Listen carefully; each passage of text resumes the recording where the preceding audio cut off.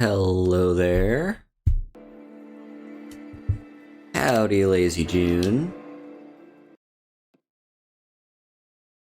How's everyone doing today? We're gonna be doing some more Fallout New Vegas today. I am honestly a little bit out of it. Yesterday I did some stuff that made me go loopy, and I am just kind of vibing this morning. Had my coffee, and yeah.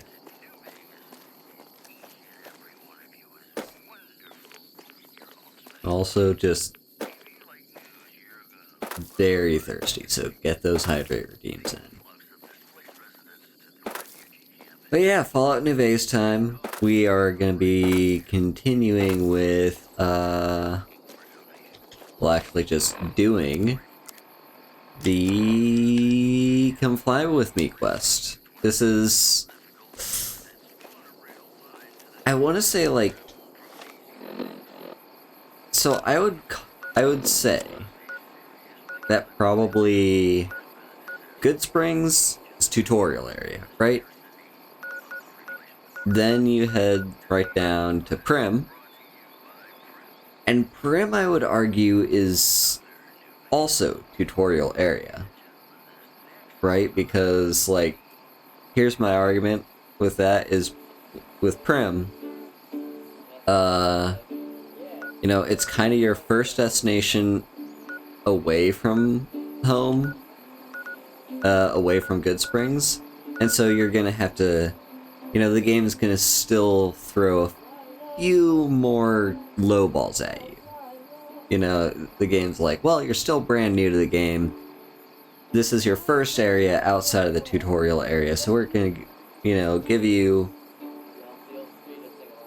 just a little bit more taste of what the world has to offer. So these two areas are like tutorial. Then you get to Nipton, which doesn't actually really have a quest associated with it. And then you come up to Novak. In order to progress further in the quest, unless you, like, know what to do, and I guess there's maybe some other ways to, like, find out where Benny went without having to rely on Manny. Basically, it's this quest right here. This is what I would argue. I would make an argument that this is the first side quest outside of, like, in the entire game. This is the first actual non-tutorial side quest. That is my argument. And I'm not saying just, like, you know, with the NCR outpost when they were like, oh, go to Nipton and find out what happened. Oh, they're all dead. Oh no, that's not a side quest. Okay, go kill a bunch of ants. That's not a side quest. No, this is the first side quest. You know, the other stuff kind of fits more into miscellaneous quest area. This is a side quest, a proper, like, it's got a full story, it's got a whole dungeon, you know, it's great stuff. Anyway, we got some ghouls. Last time we actually came into this area and found no enemies, so I guess those enemies just kind of were waiting for us to get here to spawn in. They're a little bit close for comfort. Back up, that's a glowing one. Hello. And yeah, we did get Boone last time, so it's hopefully gonna be useful. Alright, let's go for your head. And you... wait. Oh, I guess Boone took care of that other one. Yeah, just go for your head. God damn it. Chat, the game's glitching on us.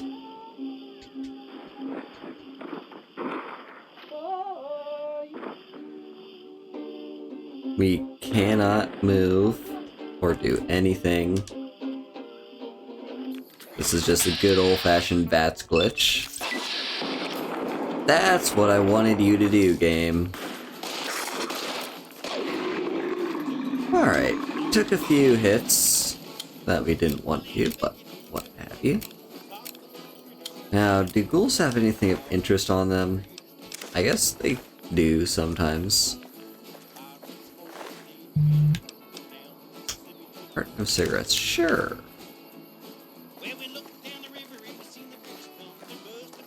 Oh, I see our carry capacity. Ooh, cat eye. I see our carry capacity is 230. I could swear it's generally speaking like 210-ish. So I'm guessing that's from our boost that we get from having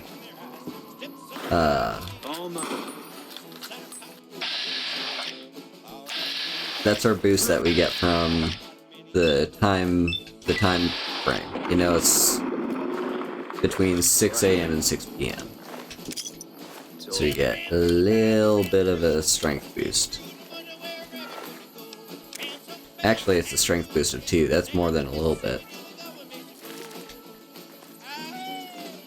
Right, and now Nightkin spawned in. So yeah, we got a little bit of ahead of ourselves by coming to this area before we started the quest. But now the quest has started, and let's see what we've already come across. You know, we've been attacked by a bunch of ghouls. One was a glowing one, and then, well, there's more than just ghouls here. What's this? Burnt pile of ash, a rebar club. Who was using a rebar club? Well, it's the Nightkin. So it's not just ghouls here, there's Nightkin too. Interesting. Oh, and what's this? A dead ghoul. But look! This ghoul's wearing clothes. It's more than just, you know, a feral ghoul. What's going on here? The Bright Brotherhood. Ooh, a plasma rifle. Ooh, a plasma rifle. But yeah, basically, the game is, before we've even gotten to the location, it's already showing us, like, you know, these are things that are happening, gotta keep an eye on them. Holy shit, we got a lot of ammo for the plasma pistol. Where did we get that ammo from? Also, I guess we could repair? Yeah, why not? Okay, but I think the loot that we came to collect before is all gone now. But I am gonna check, because maybe there's a dead Nightkin around here with a stealth boy on his corpse. That might be too much to ask, but you know. A laser rifle. Do we take the laser rifle? Do we have another laser rifle? We do have another laser rifle, but here's the other question. Weight 8. Value 241. Okay. Nah. Then, yeah, take some of that stuff. Yeah, I'm just gonna use these two to fix up my current one. Just to get the condition in tip-top condition. What? Okay, I think that's pretty much all the stuff in the area. Let's keep moving forward. What's our health looking? 265 out of 330. How much is missing then? Like 70, I want to say. 70-ish. So that would be... Do we have anything that would heal? Stop it. Do we have anything that would heal, like, 70? We got something that would heal 15. Purified water. Sunset Sarsaparilla. 2 for 25, so that's like 50? Yeah, I'll drink one of those. Because those are weighing us down. Those are like a pound each. And let's go ahead and take a sip of actual water. Now.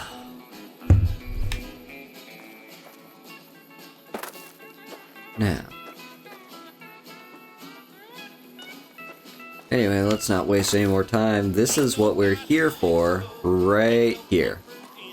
This.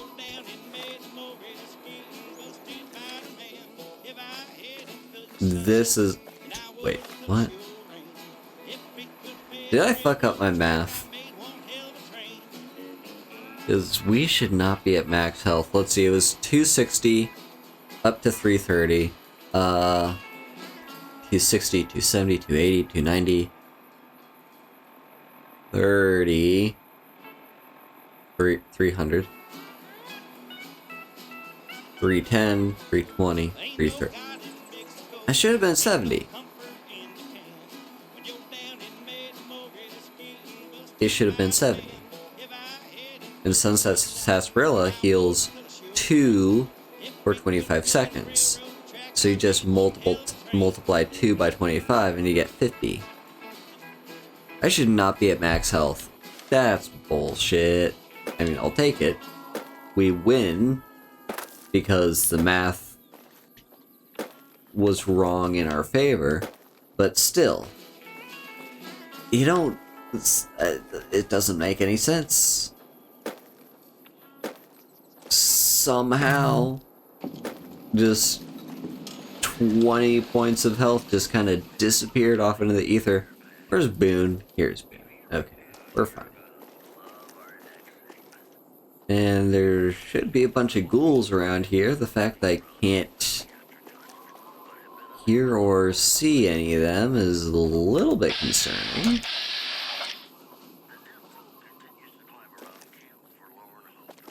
You've done a good turn for the NCR, and now we'd like to do one for you. There's an NCR emergency two-way radio. You call, and we'll come running. You're not alone out here. The NCR has your back. Stay safe and good hunting. Alright, cool. So we got an NCR radio. Is that gonna be... Yeah, that's gonna be under aid. They don't say what this does. I'm pretty sure it's like you can call for backup. So that's actually really cool. Okay, where the fuck are the ghouls? This is freaking me out. There's supposed to be ghouls here. And I swear, like in the front of the area, you get attacked by ghouls. Where did they go? Game's freaking me out. Into Repcon. Hey, over here. Are you listening? Go to the big room on the east side of this building and take the metal staircase all the way up. And hurry.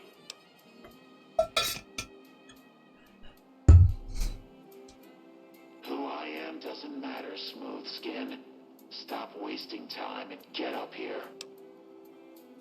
Like I said, find the metal staircase in the big room on the east side of the building. It's where they used to make rockets. Get moving. Alright, so we enter the area, and first thing we are faced with is an intercom with someone saying, "Hey, hurry up." Uh-oh.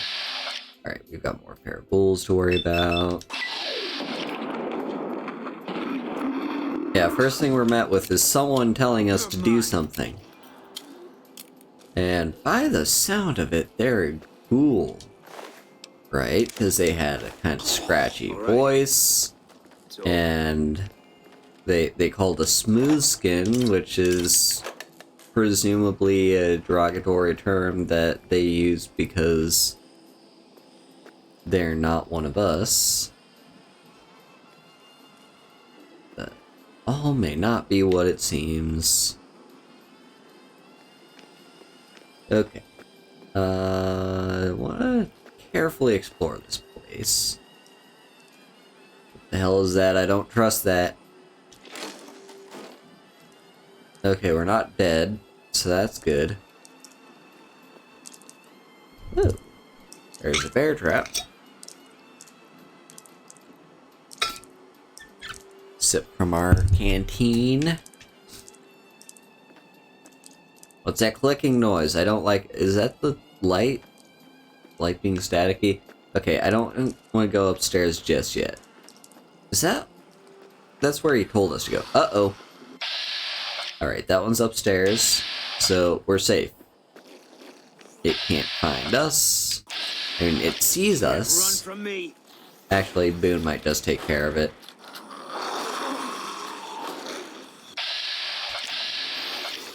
Yeah, Boone's just gonna kill them for us. Hello! That scared me.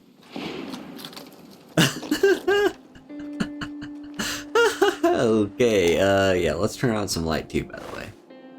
Hydra.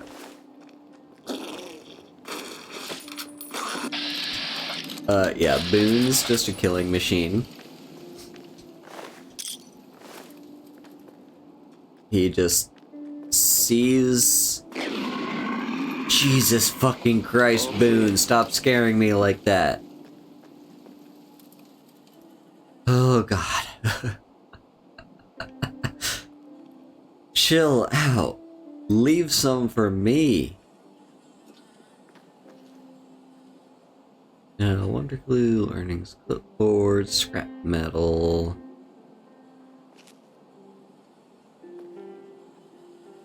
Alright, drop a save. We've made a bit of progress in this dungeon.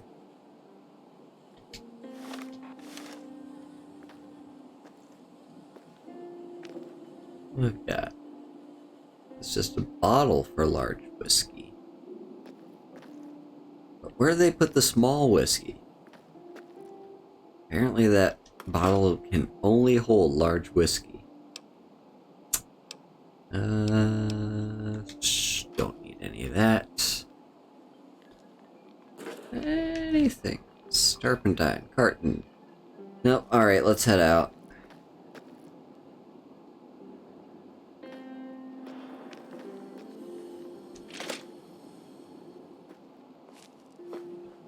What the hell was that? Well, it's probably this corpse. I'm gonna guess that was that corpse. Doing weird physics. What else do we need? I hear some stuff. There's a Nuka-Cola thingy. Cue ball. Okay. So we've got ourselves a pool table.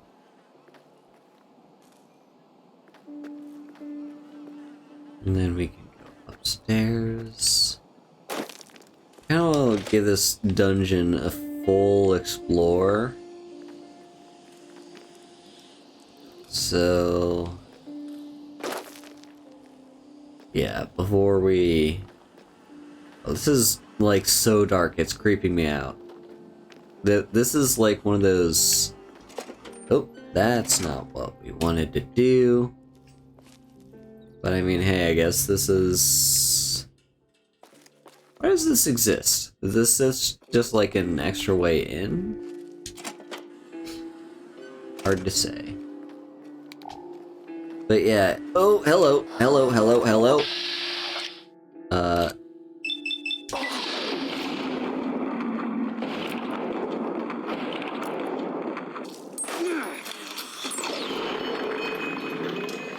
Cool. It's over.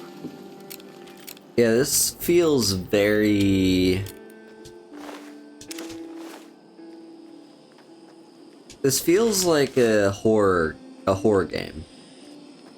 just with how dark it is and just how you can only see a few feet in front of you thanks to your light. And the light's very gloomy. Everything's worn down. This feels like one of those games, you know, where it would be set in like some sort of creepy, worn down mental hospital. And yeah, it's giving me those vibes. It's a good thing this isn't a horror game. She lied because this is a horror game. There's definitely a few horror elements in Fallout.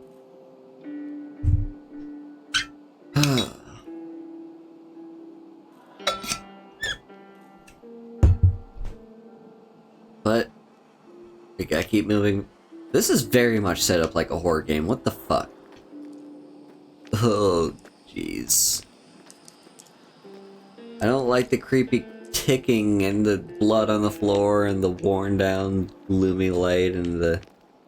Oh my god. Oh my god, a ghoul's gonna kill me. Oh my.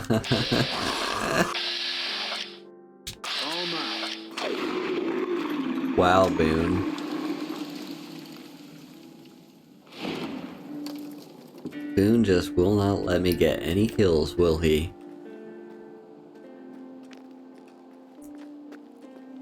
Yeah, so...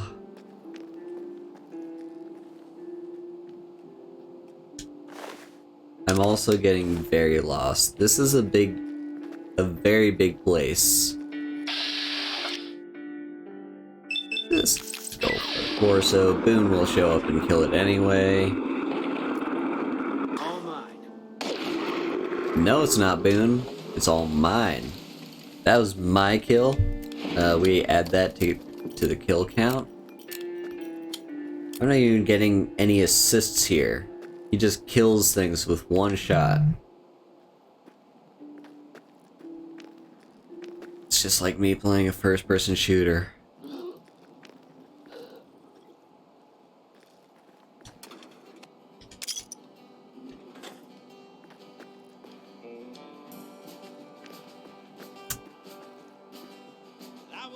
Oh, we got an employee terminal here that actually works.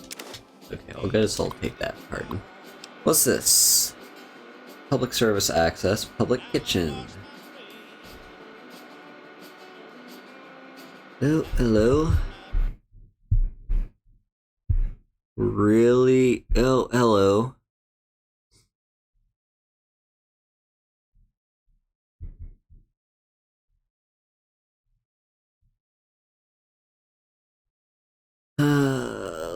Let's see.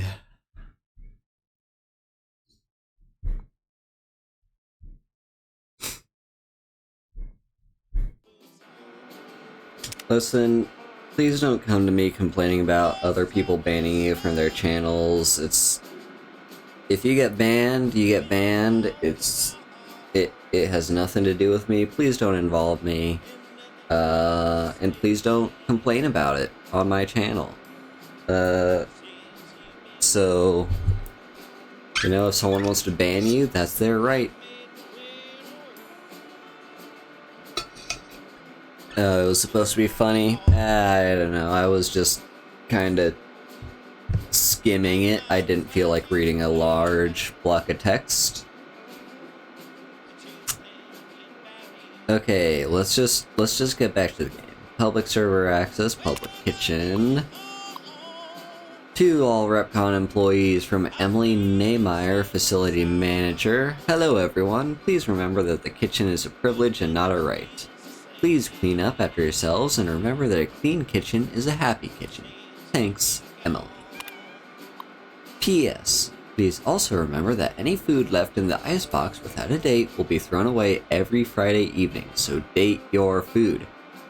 Don't date your food. Your food can't consent. It's just creepy to date your food. Welcome to Robco. Repcon Inter-Office Correspondence. To all Repcon staff, from Steve Reynolds, Launch Facility Project Manager. Greetings, fellow RepCon employees. I'm happy to announce that we have finalized our deal with Robco. Starting tomorrow, we will be an official Robco facility. Most of you won't notice anything different aside from an increase in benefits. Thank you all for your time, and welcome again to the Robco family. Steve. Cake. To Stacy Johnson, Junior Engineer, from Gordon Pets. Pets. Bruh, get a pronounceable last name. Senior Engineer. Stacy, are you kidding me? We've been planning Martin's party for months now. And you forget to order the cake? There's no way we're gonna find someplace to deliver one out here on this kind of notice. Go to the break room and find something for everyone to eat at the party. Gordon. Hey, let's look at the timings here. Are these not dated? Damn. Let's see. 345 8342 345 8497.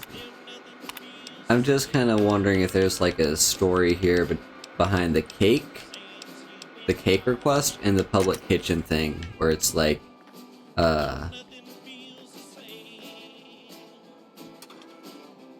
yeah, I don't know if there's a thing there, a connection.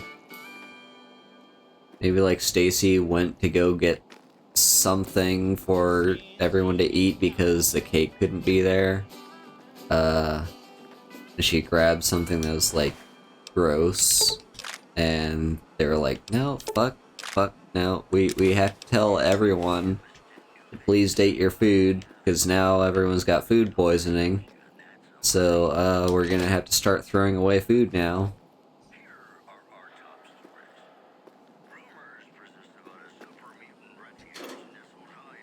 Some scrap metals. First aid box, hello. Bobby pin, empty syringe. Anything else? Oh, okay. This is such a big dungeon. Hello. Hey, hi. Hello. Watch Boone steal his kill for me like a jackass.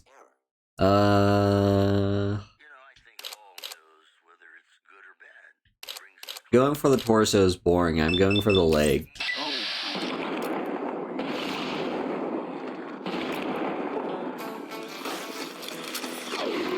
There we go. I at least got an assist on that one. But Boone stole my kill. You all saw it. He stole my kill.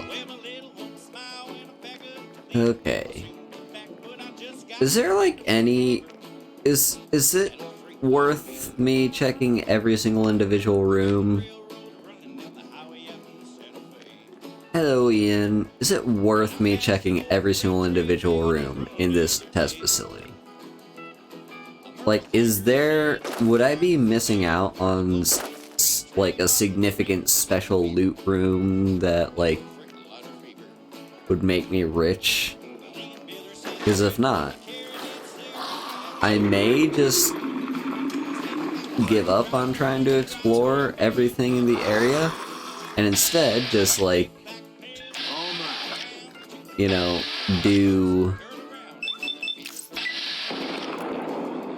just like kind of rush the dungeon.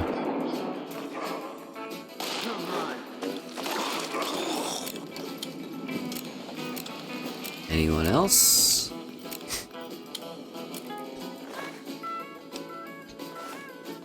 Okay. Onwards we into, I suppose, wait, what? Not down there. This area, right?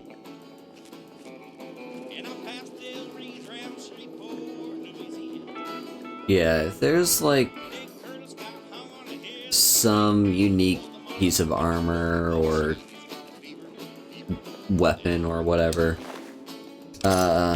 in this entire dungeon and I just miss out on it, I am gonna feel a little sad about that, but you know, this is a big dungeon, very tedious to explore everything, so we're just gonna hurry it up. Alright, hello Intercom. Alright, Smoothskin. I'm letting you in. You better watch yourself. I'll sure as hell be watching you. Alright. God, but are you ugly. Get upstairs and talk to Jason before I throw up just from looking at you. The Great One can be found upstairs. Don't think about wasting his time. He's very important. You should feel lucky to be granted some of his time. What's that? We've got ourselves a not ghoul. We got ourselves a plot twist. Chris Haverson is in fact not a ghoul, but he thinks he is. And I don't remember the full story behind that. It might be...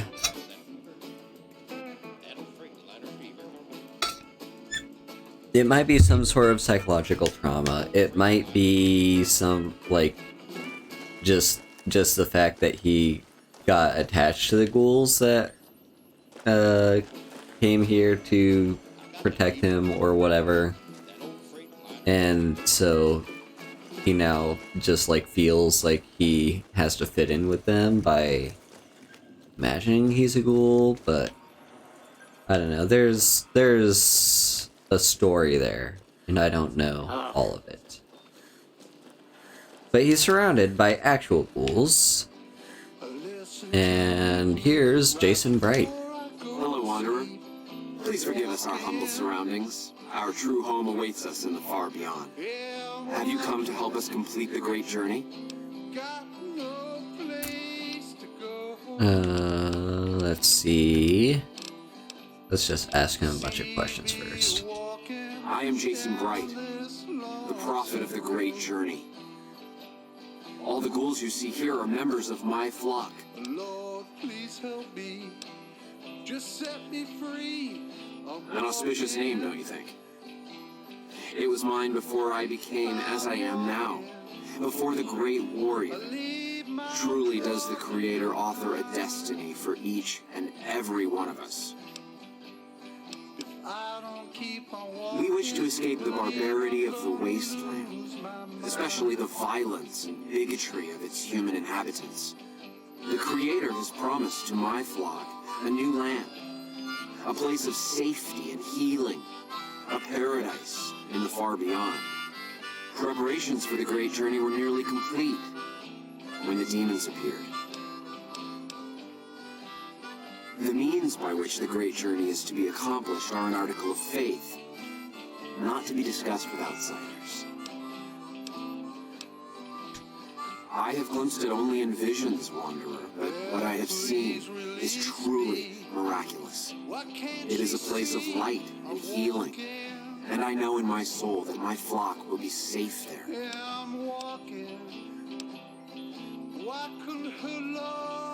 You're referring to Chris. I doubt you had much luck if you tried telling him that he's human. We had the same discussions when he first appeared, and the same lack of success. He believes he is one of us. Soon enough we realized that Chris was a gift from the Creator. He is integral to the success of the great journey. I see, so he just has a sense that he is a ghoul. Like, even before he came to the Bright Brotherhood, so, yeah. But yeah, this feels very much like a religious cult, which, to be fair, I mean, ghouls are, or at least once were, human, and, You know, humans come up with all sorts of fantastical explanations for stuff, and I'm sure after all he's been through and all his years of living on Earth and just like the fact that he's outlived his intended lifespan by hundreds of years has probably done something to him psychologically, and he therefore is having these visions of like religious cult stuff.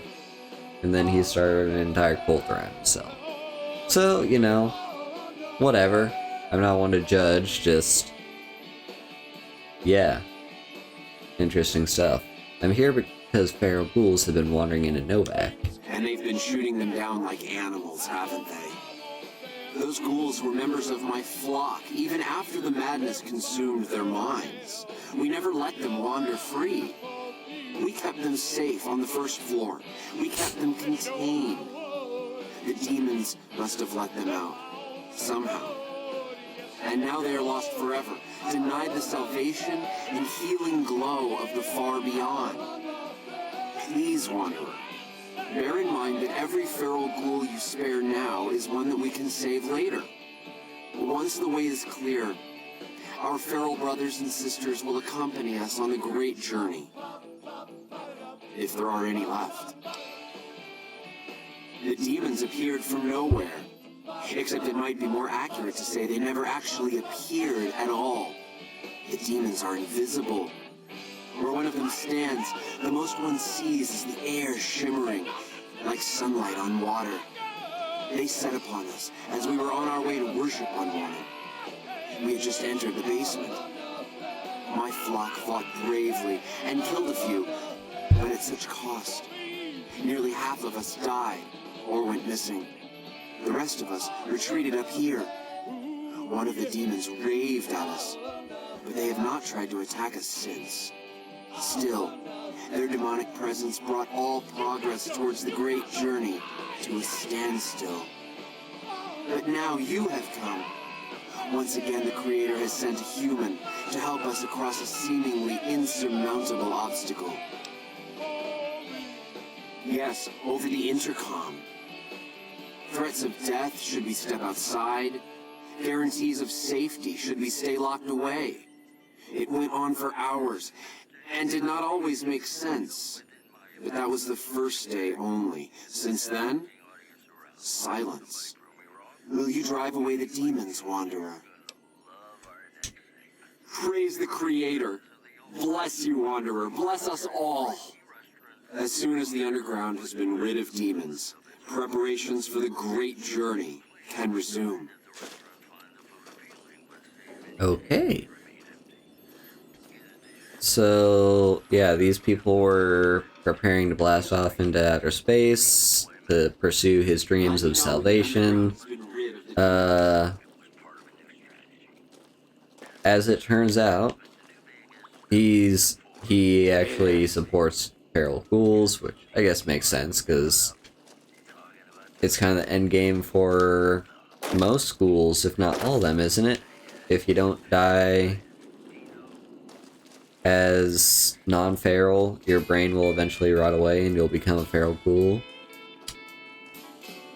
So he sees the ferals as one of his own kind, which is true. And so yeah, the ferals that I've killed, he's probably a little upset about. And so he was setting up this whole plan, right, to launch off into outer space. Hello, Itty Blip. Thank you for stopping by. Yeah, this whole plan is that they want to blast off into outer space with these rockets so that he can find salvation or whatnot.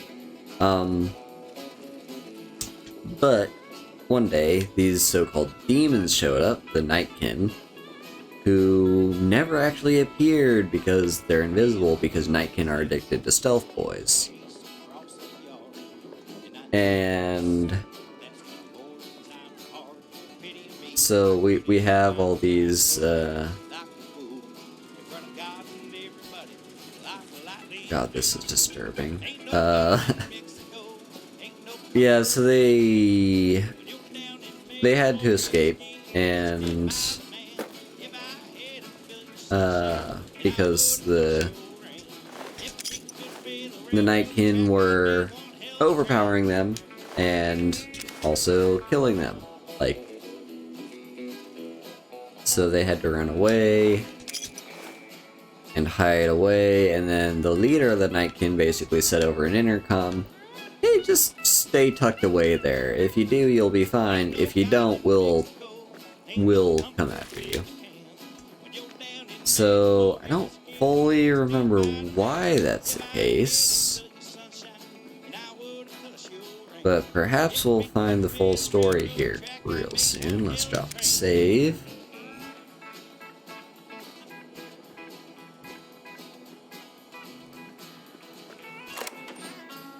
And into the basement. Now we do have to keep an eye. Remember when I said this felt very much like a horror game? Yeah, it's about to get worse. Because now the enemies, they're gonna be running at us and trying to kill us. We can't see. Sure, the ghouls are like a little bit more terrifying.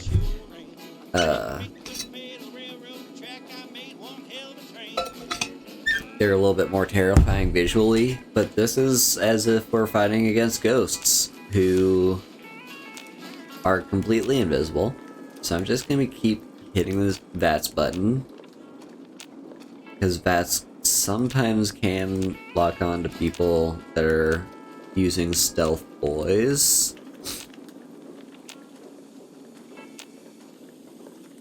But I hear walking. Uh-oh. Uh-oh. Uh-oh.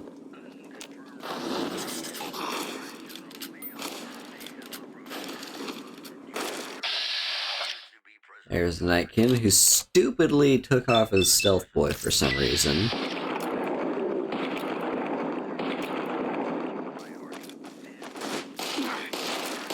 Or turned it off, I guess, is what he did. And there's Boone. Doing Boone stuff. Ooh. His arm just exploded. Okay. Hey! Hello! Howdy. Let me just put a few shots into your head and then run away so Boone can take care of you. Boone, help me. Help me. Help me. Oh shit, oh shit, oh shit, oh shit. Okay. So that's 2 down. Let's see. Uh-oh, we had a flickery. What crashed? Was it VTube Studio? VTube Studio crashed? Yeah, VTube Studio crashed. Okay. Love when that happens. We get a little flickery, and then it's like, well, something's gonna break. And I believe 9 times out of 10 it's VTube Studio. So let's bring it back up.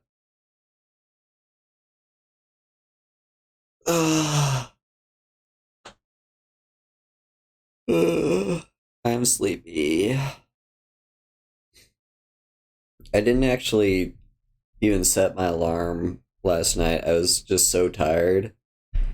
What happened was I just got in bed and passed out and woke up when my body was like, hey, it's time to wake up. Okay, move me over here. There we go. Yeah, I was just that sleepy. Go away, mouse. So this is telling my goggle helmet is close to breaking, which is honestly fine by me because mean, frankly, like, whenever this breaks, we'll switch over to the beret. The beret's probably also not gonna work. Oh, wait, aid, right, I'm gonna drink another Sunset Sarsaparilla. No one can stop. Somewhere around here is the person that we're supposed to talk to. There's like the actual leader of the Nightkin. Oh, hello. Howdy.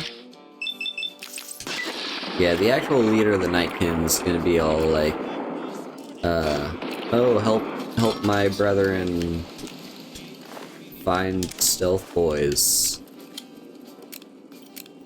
And I'm gonna be like, well, it looks like the stealth boys were actually never shipped here in the first place, so yeah. And then she's gonna retreat, or he is gonna retreat and be like, okay, brethren, turns out there's nothing for us here after. Okay, it seems Vats doesn't actually notice if someone is in stealth mode. Actually, yeah, it does. It did earlier, remember? Yeah. Uh-oh. Uh-oh. Hello? Ooh-woo. Ooh-woo. Oh, that's a jailer. Oh, right. He's got a flamer. I can... Oh, Jesus! Boone! You doing okay, buddy? Oh, jeez. Fun. Yeah, let's take out his arm.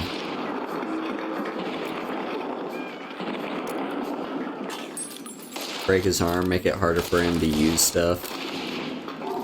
Okay, that's the jailer taken out, mostly thanks to Boone.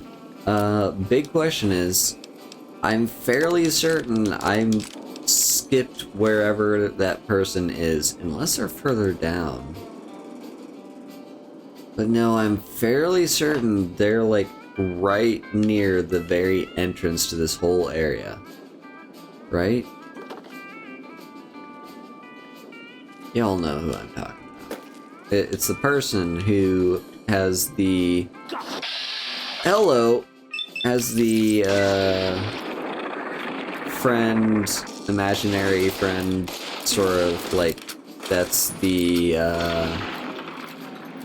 skull, you know? It's like the Brahmin skull or something.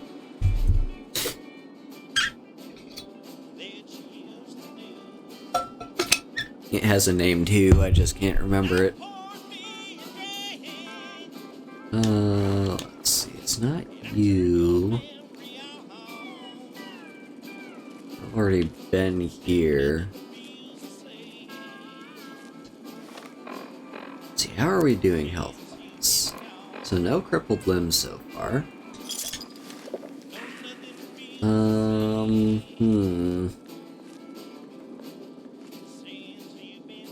Is this it? Somewhere, one of these rooms has like the actual leader of the Nightkin.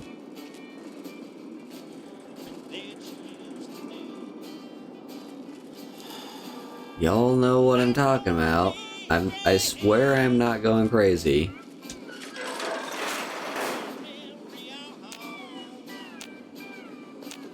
Just gonna stay on like the first level.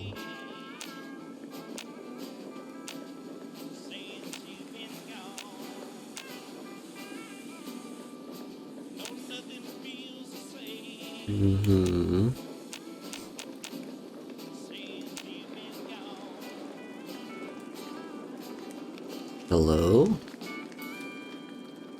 Hello? Do any of you know? Did we just walk in a big circle? We just walked in a big circle.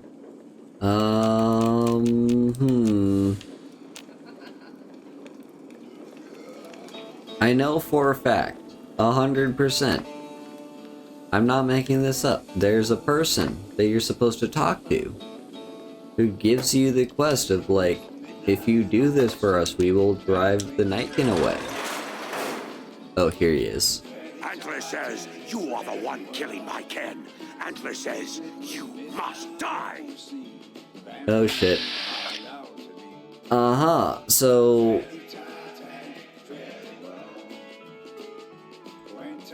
if you hadn't killed the Nightkin, we would have been able to talk to Davidson. But because we were killing the Nightkin, we have a fight instead. Okay, just close that door. Wait for Boone to show up. Boone! Boone! Oh shit! Hello. Let me get a hit on your head. There it is. Boone! Where the fuck are you, my dude? I need you. I'm about to get killed by Davison.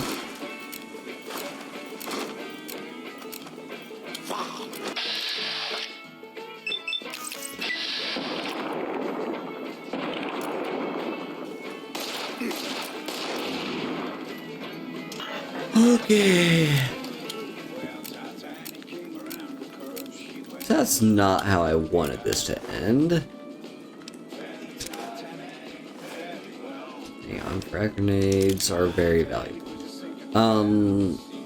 Yeah, that's not how I wanted this to end. I was kind of hoping for a peaceful resolution, but I guess it's kind of my fault for assuming that a peaceful resolution could come from me just coming in and shooting everyone.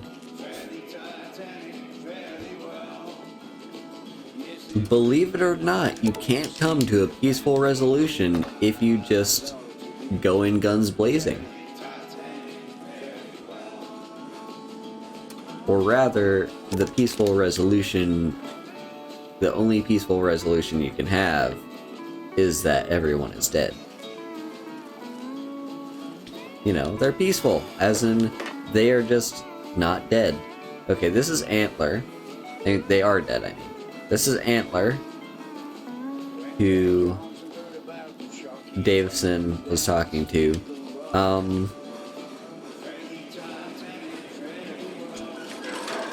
So here's the thing, right? There's gonna be Nightkin. Is our current quest now just to murder all the Nightkin? No, it's gonna tell me what the current quest is. Data quests. Okay, I guess that's all we had to do was just kill him.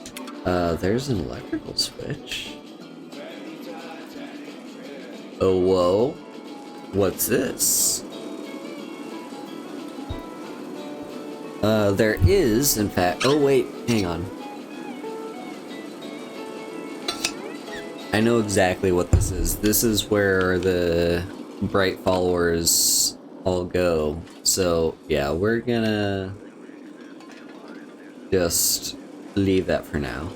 In fact, let's close it up as well. Yeah, that's why they had to get the Nightkin gone in the first place. But yeah, so there's still one more thing I want to do down here. Because there's, I believe, another one of the Nightkin. So if I remember how this goes, right?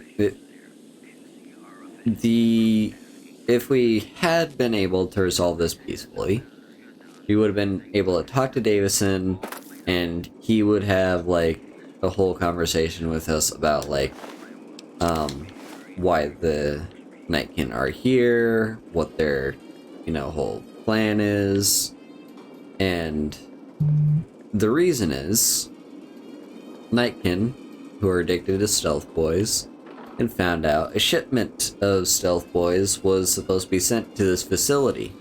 And so they came here looking for said stealth boys and were basically not going to leave until they got them. And you have to go on the investigation to find out that, oh, something, the Stealth Boys were never sent here in the first place. Like, the shipment got messed up, or something along those lines. I can't remember the full story. But yeah, the Stealth Boys never ended up getting delivered to the testing facility in the first place, and therefore, the Nightkin have, they're not gonna get what they came for. Anyway, this Nightkin we didn't kill, but his head's been blown off anyway, so I wonder what's behind this door. Let's drop a save, because I know there's a lot of traps behind this door. Okay, hello. Come and get it, you big dumb. Hey, you're not one of those things out there. Who the hell are you? Maybe you noticed a bunch of invisible monsters out there. I've been in here, trying not to get dead.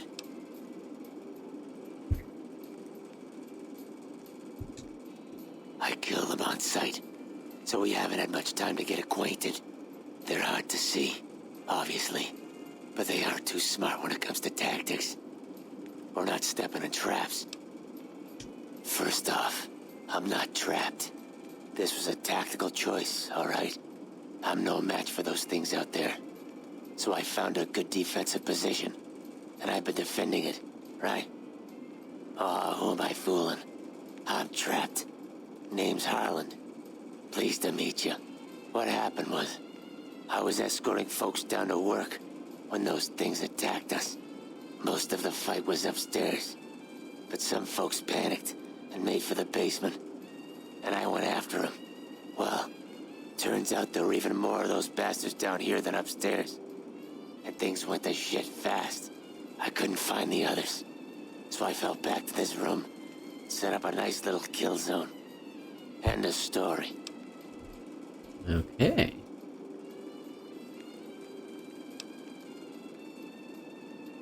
Guess the outfit gives that away, huh? I never did buy into that religious mumbo-jumbo with the robes and all that shit. It gets lonely out in the wastes, okay? And I don't have to tell you, that Bright's group has got some fine-looking goulettes in it. Or maybe I would have to tell you. Anyway, I helped them out, and they kept me supplied with ammo and pleasant company.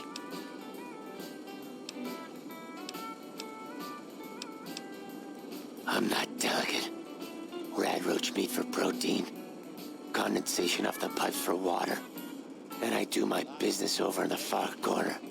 I wouldn't say it's been comfy. Interesting. Huh. Well, you're polite. I'll give you that. If this was just between you and me, I'd do as you ask. But it's not. I had a friend with me when those mutant bastards came out of nowheres. She panicked and ran the wrong direction. Further into the basement. She's probably dead. But I ain't leaving until I know for sure. I'd have gone looking myself, except I wouldn't last a minute out there. You, on the other hand, seem pretty resourceful. Find my friend, and I'll get out of your way. Thanks. Let me know what you find out. Here's hoping she's okay. Yep, so we have to find his friend who's been imprisoned by the Nightkin. That's what the jailer that we killed earlier was. We got a little ahead of ourselves, and that's kind of why I knew we were getting too far ahead of ourselves. Maybe that's why. Maybe that's why Davison just straight up attacked us. It's not that we killed any Nightkin at all, but it's that we killed the jailer. And Davison was like, we went ahead and did everything out of order, and now he's gonna kill us for it. So, around here though, in theory, is gonna be the person that we're looking for.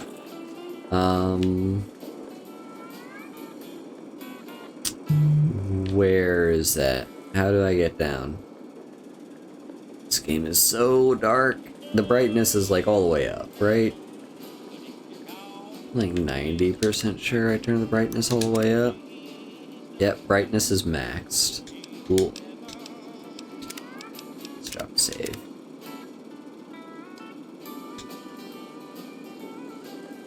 Love it when my games are pitch black and I can't see more than 2 feet in front of my face.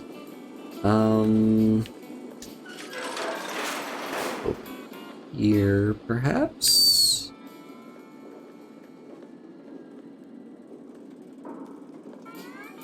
Nothing else. I'm gonna check all the cabinets just to see if there's anything worth looting. Okay. Found stairs. That's good news.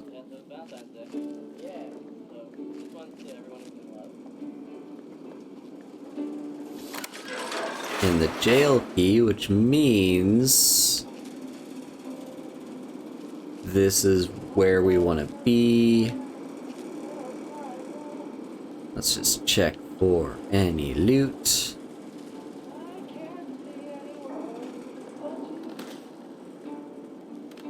Is there something moving out there? Hello? Was that you, Boone? I didn't like that sound, whatever it was.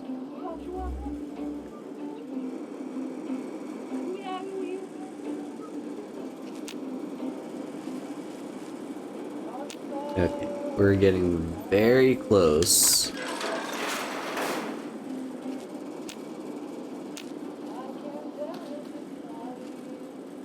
And here she is. That was his friend. And would you believe it? She's dead.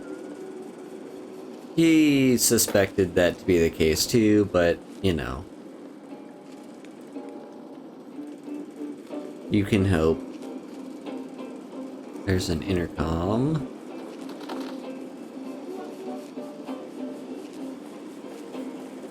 Let's keep it moving.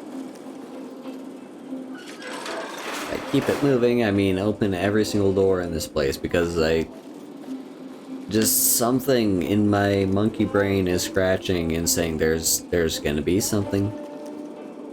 Neuron activate, there's gonna be something here.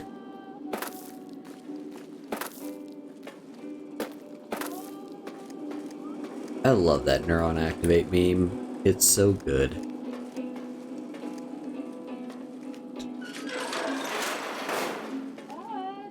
I'm just gonna stop sneaking. I mean, us sneaking hasn't accomplished anything so far. It just reduces... Well, basically all it tells us is when we get into danger.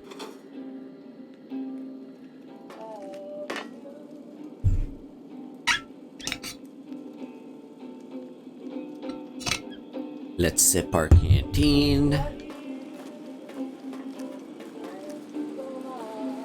And now where the hell I'm lost. I'm so lost. Is this the way?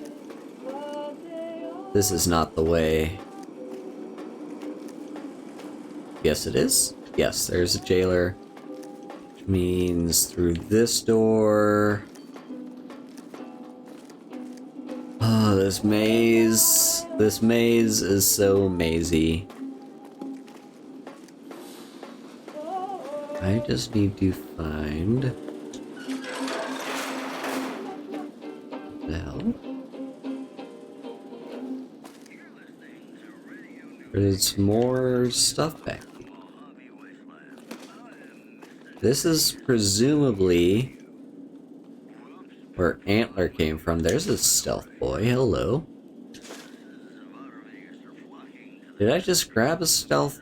Were there 2 stealth boys there, or did I grab some other miscellaneous object that's now stuck in my inventory forever because I'll never find it?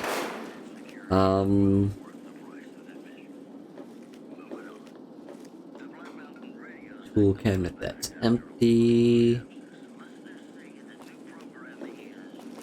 Alright. So he hadn't been that way before. This place... Is this the way to go? Yes, there we go. We found it. Did you find my friend? I see. Well, spare me the details. Damn it. I'm gonna miss that crooked yellow smile. Alright. You did your part, so I'll do mine. Look around up here if you want. I'm gonna make a break for topside. Okay, if we want to, we can kind of look through the area, but he did heavily trap it. And everyone here probably knows my luck at dealing with traps, right? I have a tendency to just set them all off and blow myself up. So, don't think, yeah, there's one. Oh, I guess yeah.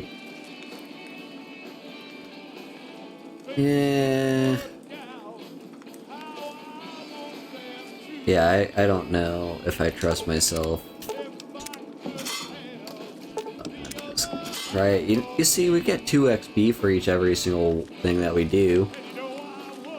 So, do it for the XP, I guess. There's a giblet.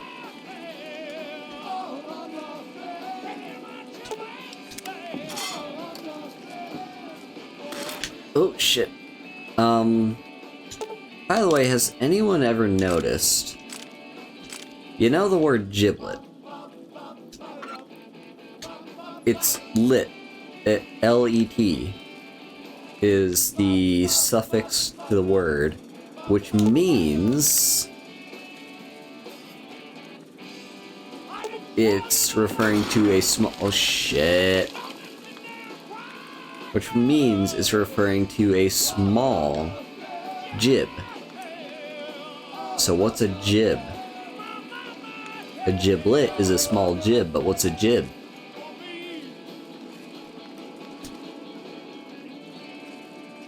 Oh, there's more mines. Alright, what's the chance that I blow myself up by trying to disarm that one trap right there? I think it's a pretty high chance. Let's use the stim pack and drink some Sunset Sarsaparilla. Drop a save. And now disarm the bear trap. Did not blow myself up.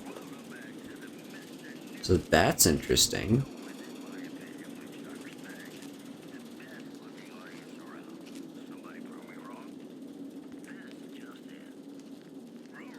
Okay, here's some more mines that I cannot disarm because I don't have high enough explosive skill. You just shoot them. That's actually a very efficient way of getting rid of them. Just shoot the mines. Okay, there's a tripwire that it looks has already been broken. So this is where we would have to go. Uh-oh. I forgot those were a thing. I'm used to Fallout 4 where not all terminals have a chance of being trapped and exploding. Fallout 4, terminals will just be safe. Alright.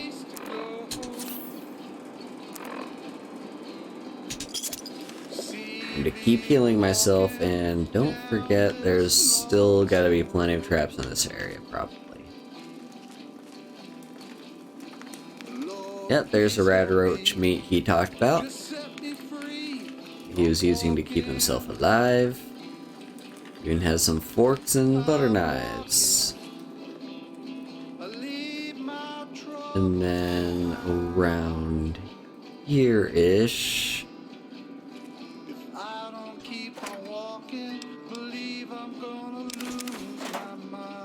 So I think this is the place I was thinking of.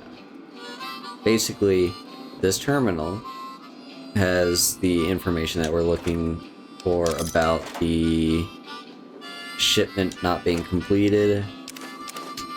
Then we turn that into Davison, and boom, peaceful resolution.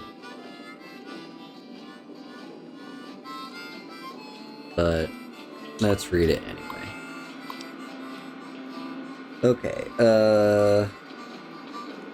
RE, shipment mistake. Please release me. What can't she see? I'm walking. 2. Robco HQ Supply Department. From Bill Martin, Repcon Custodian. Dear Robco Supply, first off, let me say that everyone here is really excited about the merger. It's super to be part of a company as exciting as Robco. Have we got some kinks in the supply chain? Yesterday, a bunch of crates got delivered here containing 2 gross of devices called Stealth Boys. Is it okay if I ask what these things are? Do they really make you invisible? That sounds wild. What will Robco think of next? Let me know if the shipment came here by mistake. No problem if it didn't. I bet you can have a lot of fun with these things. Thanks, Bill Martin. RE Workplace Misbehavior. To all Repcon staff. From Daniel Nevitt, Human Resource Manager. In light of yesterday's upsetting events, all employees are hereby directed to give a thorough reading to Repcon's sexual harassment and workplace behavior policies. Also, while it is not explicitly stated in the employee handbook, unauthorized use of military hardware against fellow employees is grounds for immediate termination.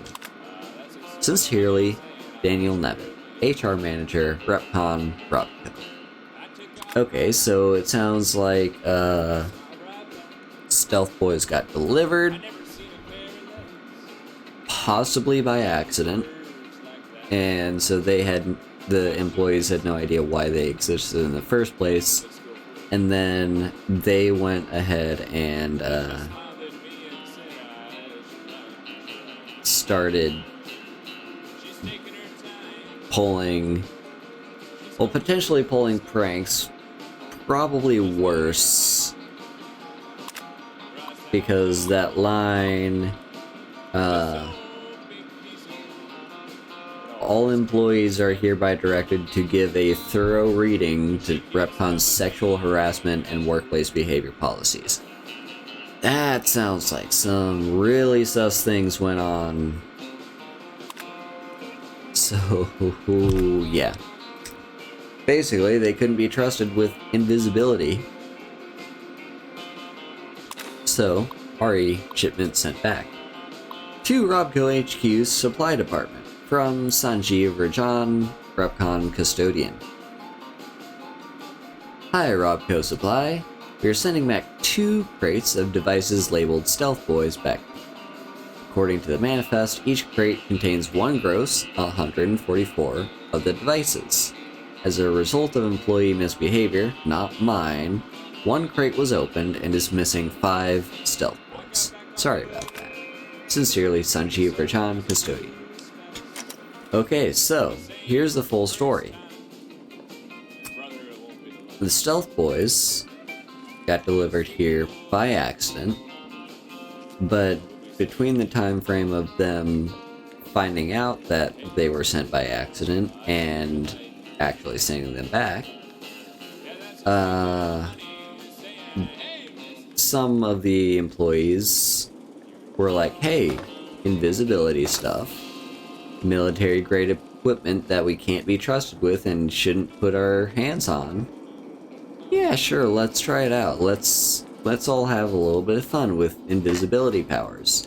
And I'm guessing some of them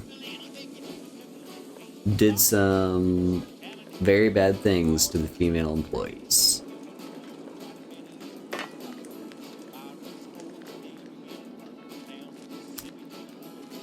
But anyway, we're almost done with at least this part of the mission. The rest of it is, I believe, a fetch quest. Like, we have to collect some specific things to make the rockets usable.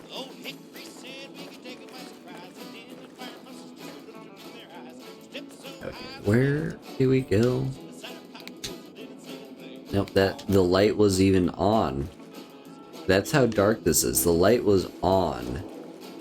I couldn't see where I was. Okay, there we go. Found the staircase.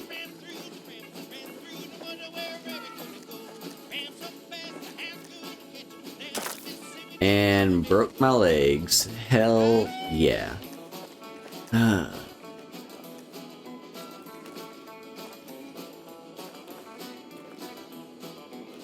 can't see shit. What the hell? Okay, first let's just enter sneak, not because we are hiding from anything, but just to slow down my walk movement. Because if I end up walking off the ledge again... Okay.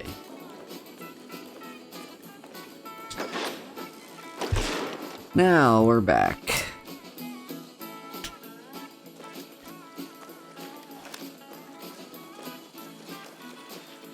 Now I find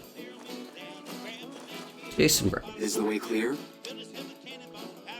Praise the Creator, and bless you, Wanderer. The way is clear. I will lead my flock through the basement to the sacred site. I hope you will come find us there, Wanderer. There is much to be done. And Jason is now going to take us on to part 2 of the quest. Or I guess technically you could say this is part 3. Like, part 1 was just finding Jason. Part 2 would be him telling us to clear out the Nightkin, and then part 3 would be us having to help them get their rockets ready to launch.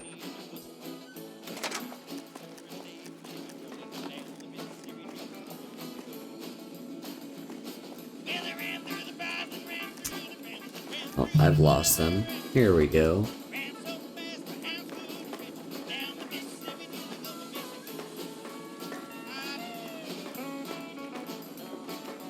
Somewhere.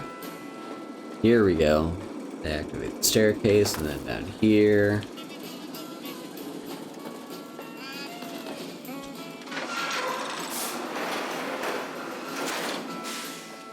Let's take a sip from our canteen.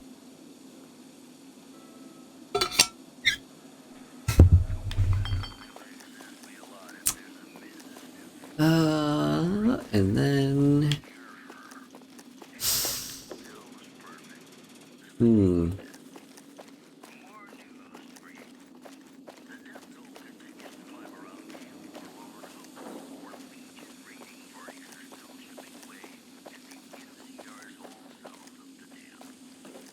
Now.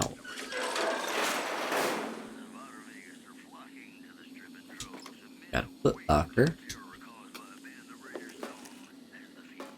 And anything over here? No. Okay. Let's leave then. Keep heading in this direction. They all got way far ahead of me. Here we go. I waited to speak with you one last time before I descended to the launch pad, Wanderer.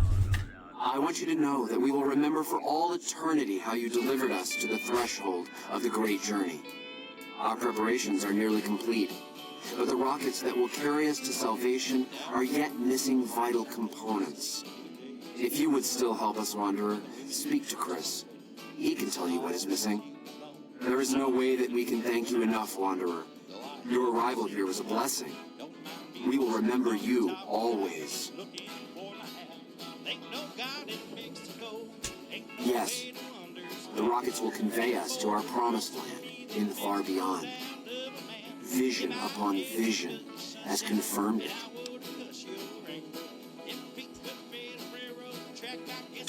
I understand your concerns, friend, and I thank you for voicing them. but the Creator's will for us has been made manifest. After all that you have done for us, I suppose you deserve to know everything. When Chris came to us, we tried to convince him that he was human, but this only angered him. He seemed lost.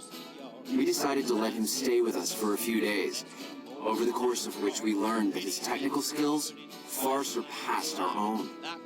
It became clear that the Creator had sent him to us to ensure the success of the great journey. Equally clear was that Chris should labor in blessed ignorance of his humanity and his inability to make the journey himself. It is no coincidence that two humans have been vital to the success of the great journey. It is my belief that the Creator sent you and Chris to expiate the sins of your kind against mine. You are redeemers both. Such is the Creator's will. Vision upon vision has shown me that were Chris to accompany us, he would die in minutes. The radiation around the launch pad alone would kill Chris in minutes. The radioactivity of the far beyond is much stronger.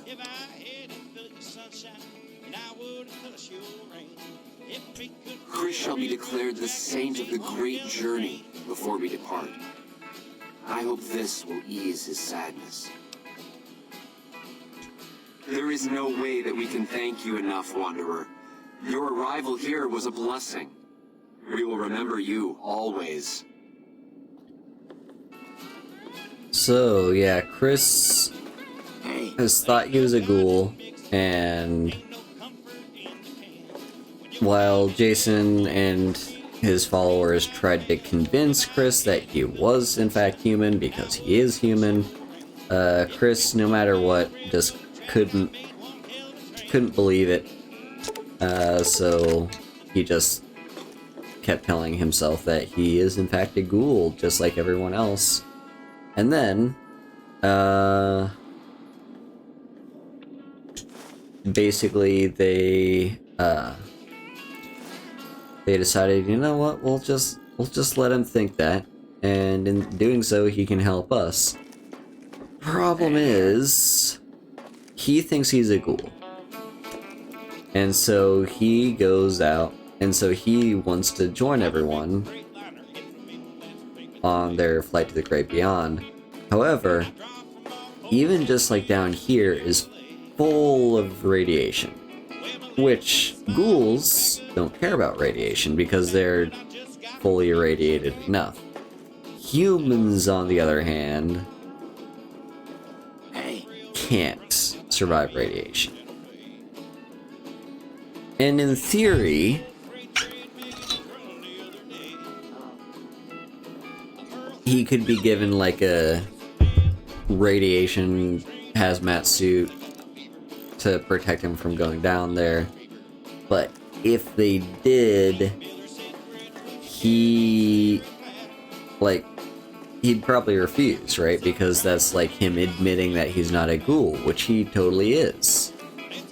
And so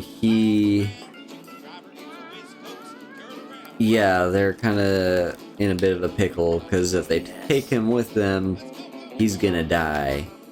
But if they don't take him with him, he's gonna be sad. So, you know, better to let him be sad and try to make the sadness as little as possible by saying, hey, you know what? You really helped us. We're gonna declare you a saint, and have a great rest of your life. Jason says that I am to cooperate with you on the final tasks necessary to launch the great journey.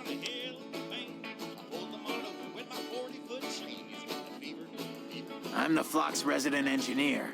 I've always been good with machines. Jason says the great journey would have been impossible without me. Of course, my skills aren't much use unless I have the right materials. That's where you come in. When I joined the flock, Jason made it clear that he wanted me to supervise the repairs, not do them myself. It would be a waste of my gifts to work on just one system at a time.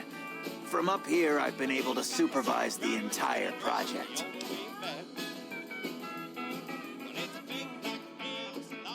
I wonder if we can...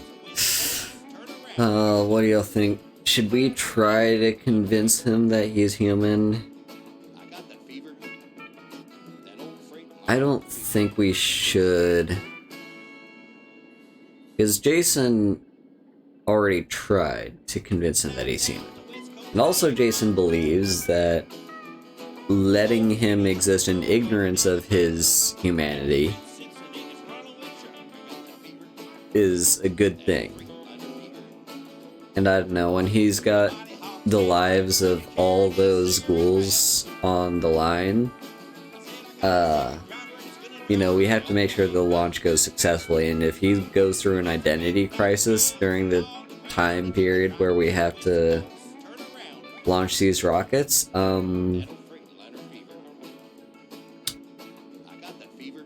yeah, basically we don't want that to happen.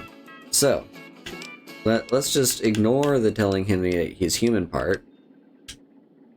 Obviously.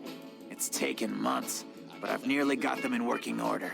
Soon they'll take us to the far beyond. I was skeptical at first, of course, being a man of science.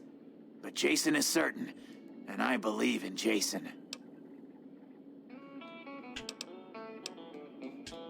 I was close to completing work on the rockets before we were driven into hiding on the top floor. 2 components were missing.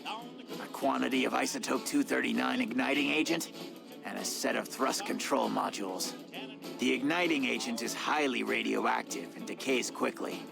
That's why we can't use the drums that leak down on the launch pad. It's no longer potent enough. I need you to find an intact, shielded container of the igniting agent. As for the thrust control modules, they were custom built for these rockets. They won't even launch without them. Okay. Why can't I just track both? Very well. We don't need a huge amount. 2 to 3 liters should be enough.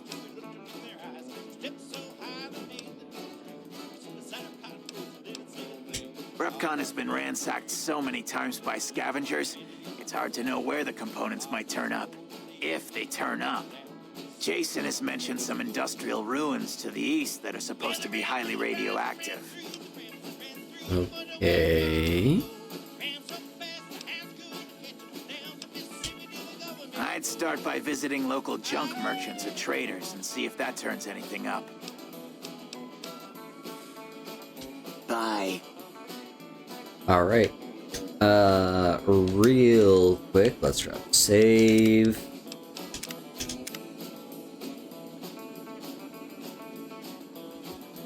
Alright. Tab out.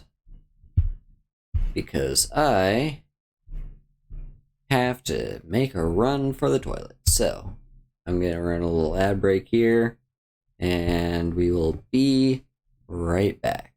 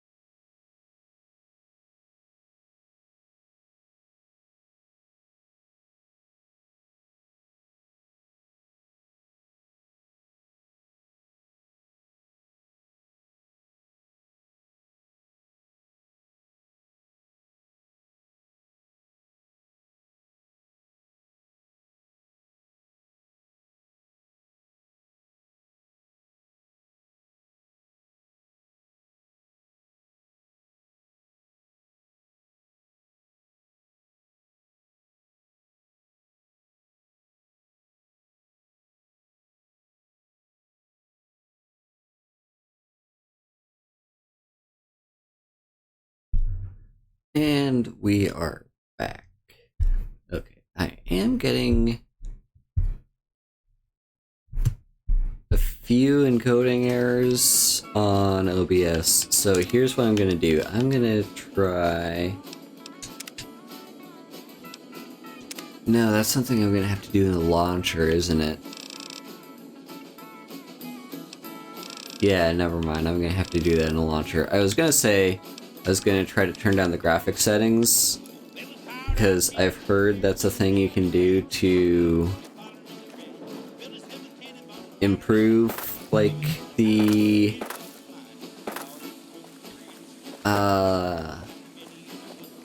encoding or something. But yeah, they'll just have to wait till next time, I guess. But anyway, yes, we are now on to the most tedious part of the quest, which is we have to leave. Okay, hang on. There's a shortcut, isn't there? Where's the shortcut? It's like stairs that lead up to a place.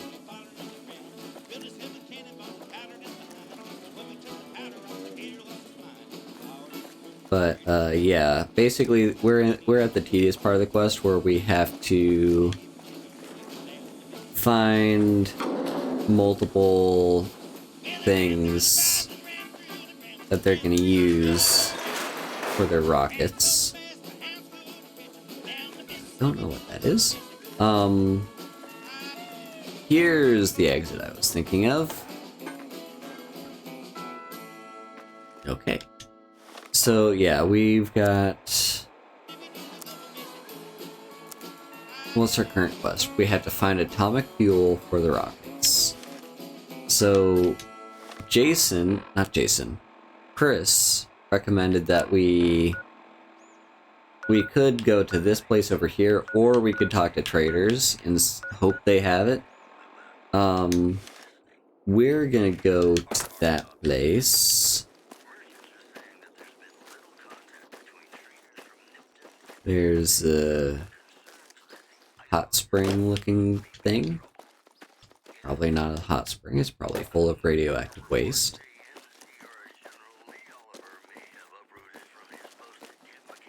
So... Oh, and look at that, Repcom. So... Yeah, we just gotta find like 2 things that Chris wants us to find so that we can head, so we can finish our whole stuff. So, words hard.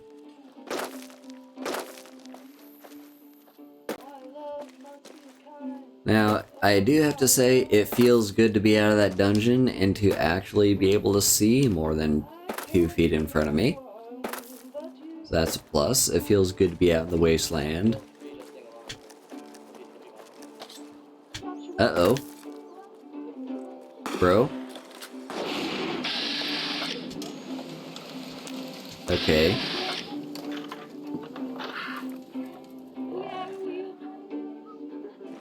New Vegas is just having a New Vegas. What was that? Is it the mole rat?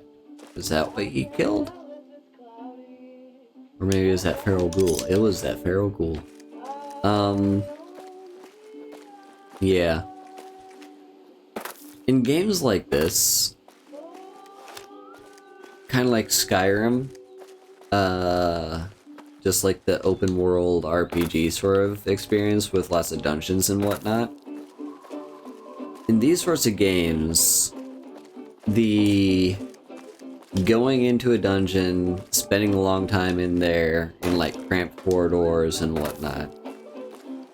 Morning. Okay, What are can I you do for you? technically a trader? Yeah, and Those sorts of things. Or are you even supposed to ask if you have? Whatever it is, I'm sure she doesn't have it, because she's just a doctor.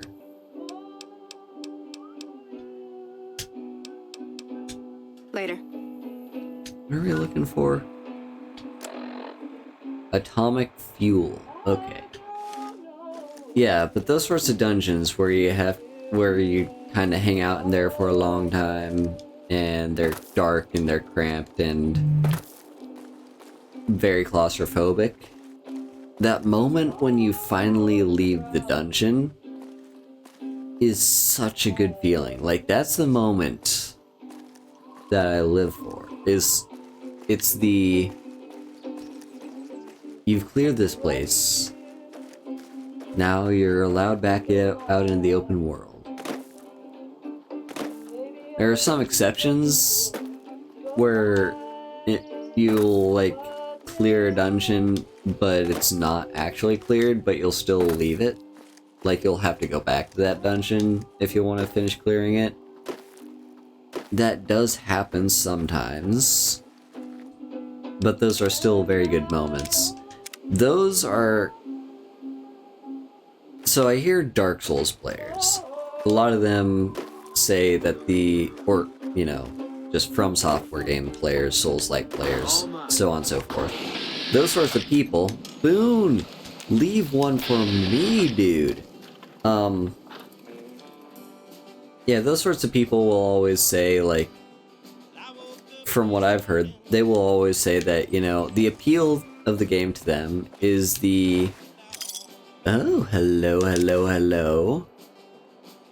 Mr. Radical's journal. I'm not gonna take that radiation suit. Yeah, they'll say that the appeal to them is the fact that... Ooh, golden gecko. They'll argue that the appeal is spending a long time on this boss and struggling with it, struggling to kill it, and then you finally get that final moment where you're actually able to kill it after so many tries, and that moment, that's the moment that they live for. For me,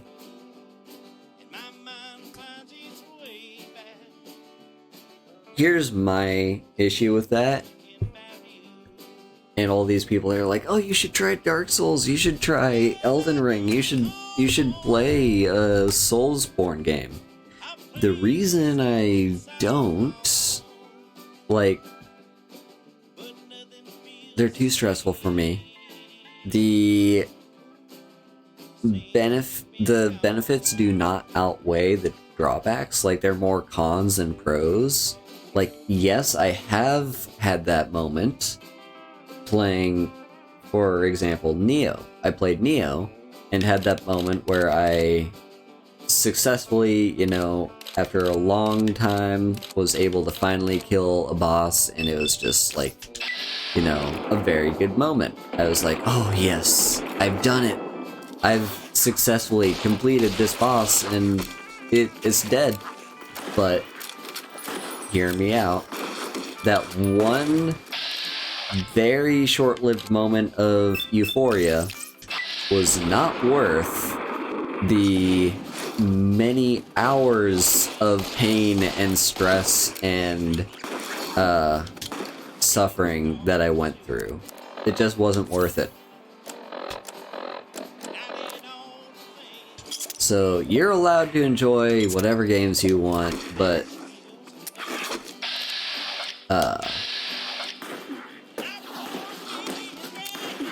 you're allowed to enjoy your games. I'm not gonna say you're wrong for liking Dark Souls, but don't try to make me like Dark Souls. Oh crap, we're gonna die, aren't we? I'm also not gonna not give it a try, because, like, I know I talk a lot of shit about Dark Souls and Soulsborne games, despite not having touched one in, like, a long time. Like, who knows, maybe my tastes have changed, maybe I'll find that I enjoy it, but we'll cross that bridge when we get to it. I'll probably do a stream series, and the series is gonna be either I play until I get too frustrated and I give up, or I play until I complete it and find that I actually do enjoy these types of games, and you know, I'll admit publicly that I was wrong about Dark Souls games. But that's a big if. I actually find I like them. Okay, we took a lot of hits, but we killed all these stupid geckos. Okay, and we gotta level up for trouble. So what do we want to put these points into? The game's telling us we really need to boost our repair. Got speech, science, lockpick. Let's put a little bit of points into lockpick. Keep energy weapons moving. And then with the 7 points, let's put those into repair. I would like repair 50. Repair 50 would be good. Alright, so what do we have perk-wise? This is a perk level, hell yeah. So we got strong back. You can carry 50 more pounds. That's fine, but we're not struggling with carry capacity at all. Stonewall, gain +5 damage threshold against all melee weapons and unarmed attacks and cannot be knocked down in combat. That's pretty good, but it's not good enough for me. Sneering Imperialist. You don't take kindly to raiders, junkies, or tribals trying to settle or stay alive in civilized lands. Against dirty raiders and junkies types, as well as Zion's tribals, you do plus 15% damage and have a bonus to hit in VATS. That is good. That's very good. Bonus to hit and 15% damage bonus. That's pretty awesome. The problem with it is it's only against specific types of enemies, but still might be worth considering. Scrounger, you'll find considerably more ammunition in containers than you normally would. That's okay. Quick draw, that's fine. While using a rifle or similar two-handed weapon, your accuracy is significantly increased. That's pretty good, because what's our endgame weapon going to be? Is it going to be a pistol or a rifle? That's a good question. We might go for commando. Let's see. Toughness. 3 points of damage threshold is fine. Lead Belly, Gunslinger, Fortune Finder, Bloody Mask Cannibal, Swift Learner.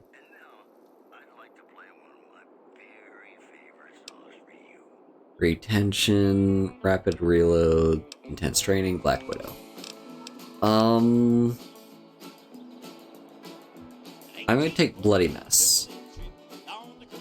This is just like a very classic perk, and just the bonus 5% damage with all weapons is also very good. Figures. But yeah, we want the 5% bonus, and also just like the fun extra bit of you know, the extra bonus of we make enemies explode into giblets when we kill them. So yeah, it's just like a very classic Fallout perk. Bloody Messes, I believe, in every game. I don't actually know for certain. Also, we're approaching a level of radiation sickness. Okay, so we now have radiation poisoning. Visit a doctor or take Radaway to lower your radiation level. You can also protect yourself ahead of time by taking Rad-X. So what does minor rad poisoning do?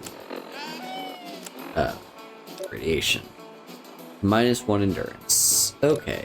By the way, also, We still need a bit more health. So let's drink some more since it says Brillo. Okay, we've still got some more geckos, and actually I forgot to reload my gun. Oh, crap. There we go. Boone saved us. Alright. It's over. So, let me just check real quick. Radaway... minus 81 rats.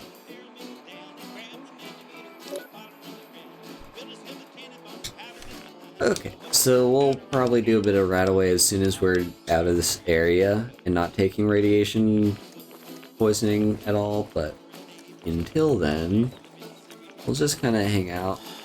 Because there's... I want to say stuff around here. Maybe I'm wrong. Maybe we already just got what we came here for and didn't need to spend as long as we did in this area. I mean, we got a level up out of it, sure. So I guess that's something.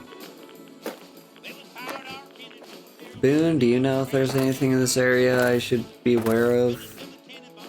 Am I just giving myself radiation poisoning for no reason?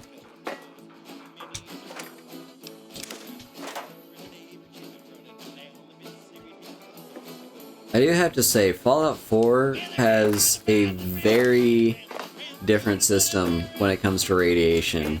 Because in this game, in New Vegas, if I get radiation, if I'm taking on Raz, I'm just like, nah, whatever, you know, I'll just do a Radaway and be fine, and it's not that big a deal.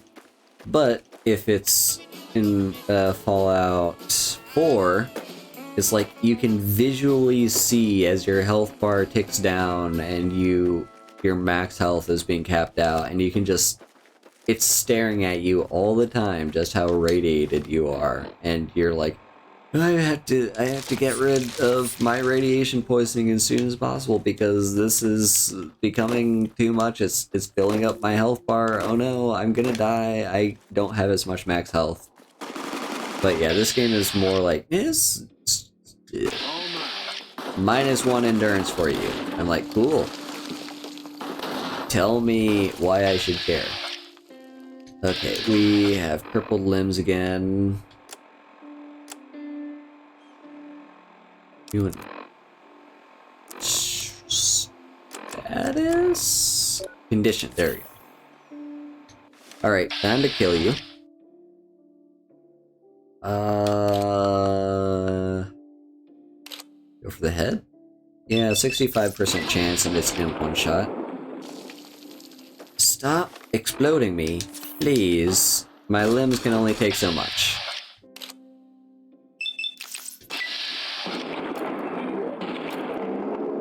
Oh damn, missed both those shots.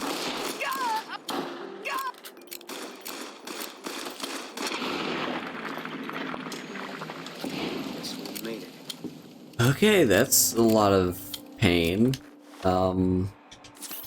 Just keep using our stim packs, I guess. So, got some grenades. There's a grenade rifle. Ooh, Psycho. I don't know if we're gonna do Psycho, but it's there if we need it. It weighs nothing.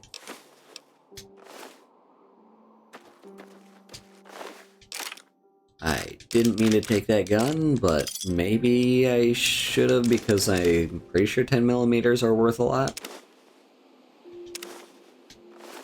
How much does it weigh, or how much is it worth? Oh yeah, 266, that's worth.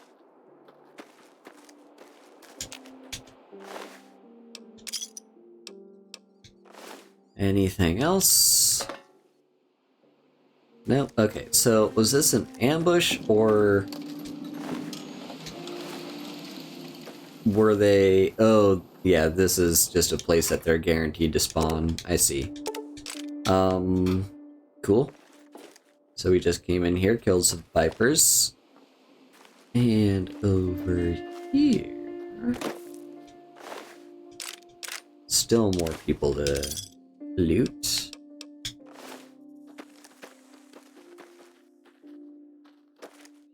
Box, ammo box, hell yeah, give me more ammo. Getting our 556 back.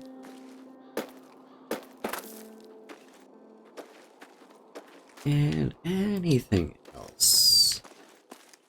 Let's take a sip from our canteen.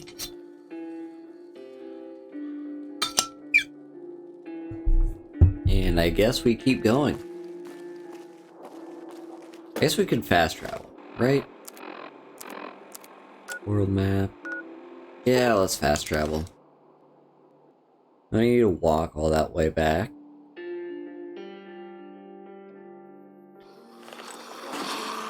Here are the ghouls that I thought should have been there. They just didn't spawn in that first time for some reason.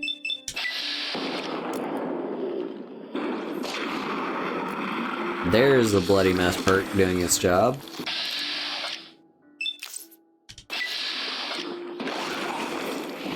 Love exploding things into giblets.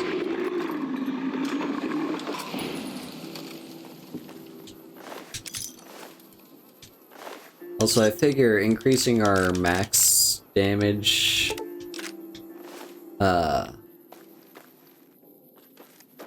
yeah, increasing our max damage output by 5%,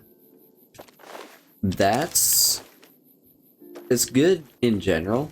It's especially good for, DPS weapons. So if we were going for a DPS sort of build, like a, you know, an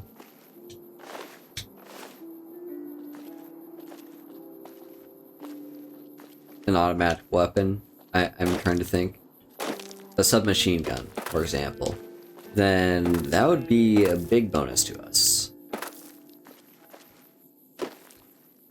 The thing is, like, SMGs and other DPS weapons aren't as good in this game,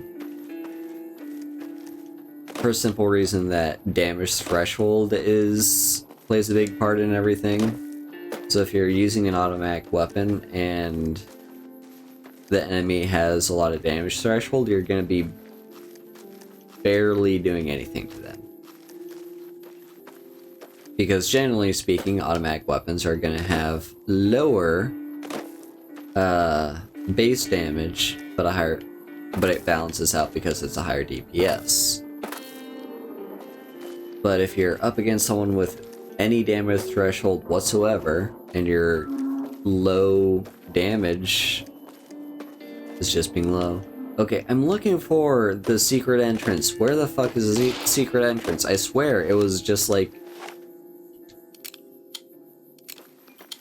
I swear it was just like... very close to that sign, wasn't it? It was like around here. Was the secret entrance.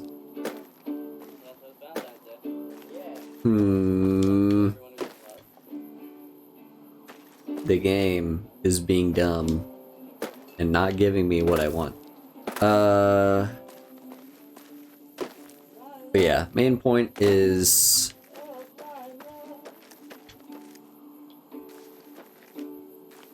I don't know what my main point is. I'm just kind of rambling about how the mechanics of DPS weapons work in this game.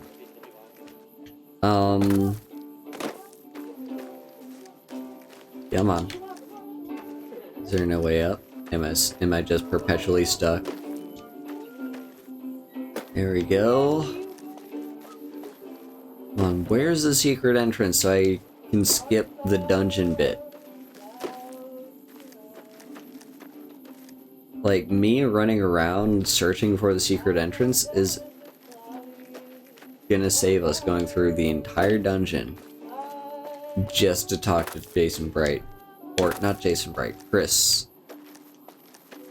Can't remember his last name. I want to say Hemsworth, but I also know that's wrong. That's the actor.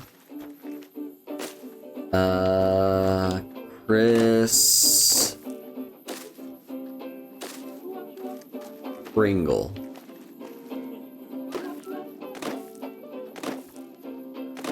What? What's the dude's name? I can't remember his name. Someone help me. It's like Chris Johnson, Christopher Johnson, Christopher Robin, Christopher, is not a Ghoulson.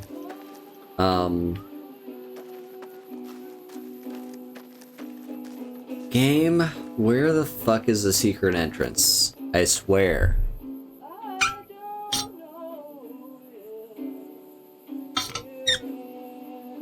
I'm gonna have to know this for future reference too. This is not the only time I'm gonna be returning back here. I'm gonna have to leave again. So where is it? That's right, we left. And there's a sign that when you leave... We left and we saw the sign and we ran up to it and we were like, oh look, that's the sign. So... where's the sign? Or, no, not the sign. Where's the entrance? Is it further down here? Was I looking too high? Possibly? I know it was in dirt.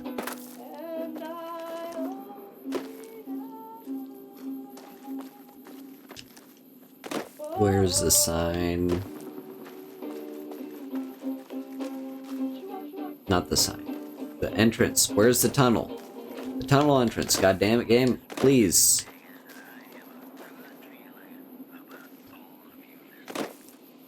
Like here? This also isn't making sense geographically speaking, right? Because the tunnels are... I swear to fucking God. Everyone that plays this game knows where these tunnels are. Where? Here it is. I found it. I know what I'm doing. I found it. Don't get pissed at me, chat, for losing my cool.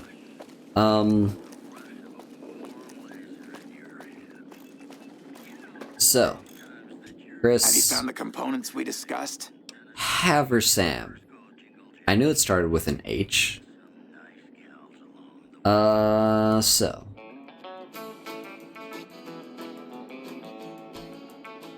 Yes, that's the stuff. And the container's shielding must be intact or you'd be dead by now. Now all I need is the thrust control modules. Scavengers wouldn't know the value of the modules just by looking at them. If you know any junk dealers in the area, I'd start there. Okay. Bye. So now we have to find someone that can sell us a thingy. Let's see. So Gibson scrapyards should start in Novak. This, I believe, is the mission.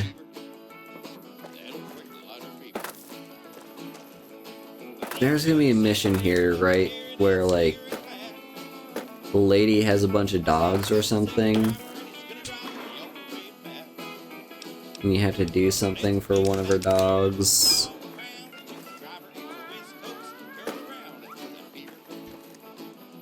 I can't remember.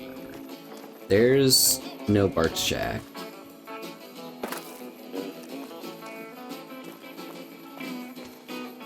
And down here is the place with stuffs.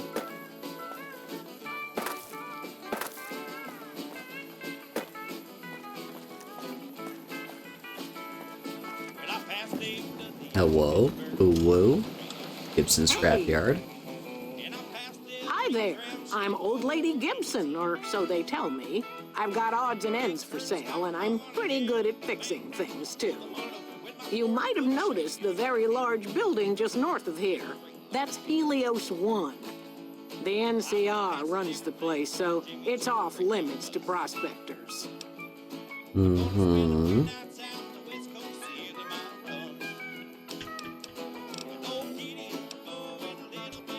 Well, I'll give you a hint.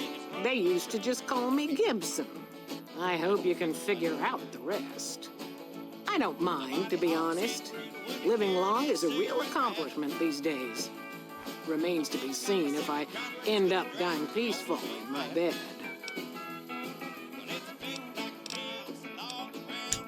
The way I heard it, the Brotherhood of Steel ran the place before the NCR took it away from them. I'm not sure who started shooting first. But when it was over, the Brotherhood, with all their fancy armor and weapons, was on the run. Nobody's heard from them since.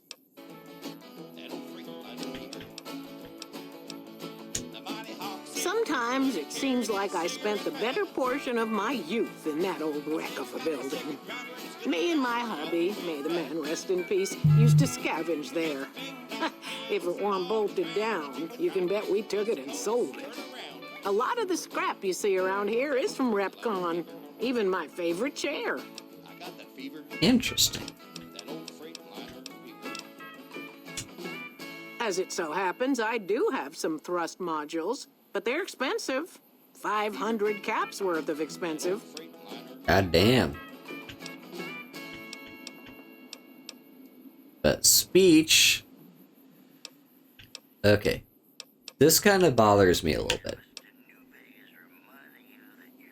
You should only be able to lower the price with barter. Speech shouldn't do this. You shouldn't have a barter check to reduce the price, and then just also have a speech check if it's like, well, my character is terrible at barter. Oh, don't worry, you'll be fine because you invested in speech. It's like, no, but you're specifically not good at bartering. Bartering should be the specific skill for lowering prices and stuff. Like, speech should not be a free win button. Yes, you are quite the smooth talker. What the hell? $250 it is. There we go. Pleasure doing business with you.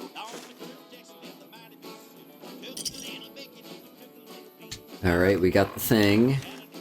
So, you're back. Now, where did we leave off? Does she have other stuff for Happy sale? to do it. Because I do have stuff to sell.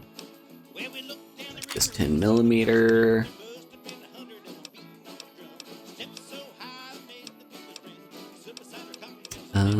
What else? Curtains of cigarettes.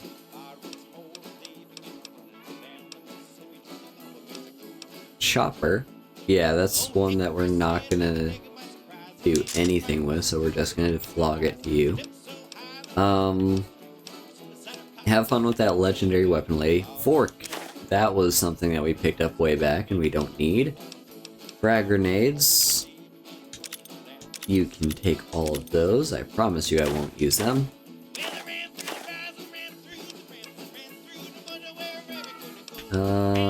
Anything else?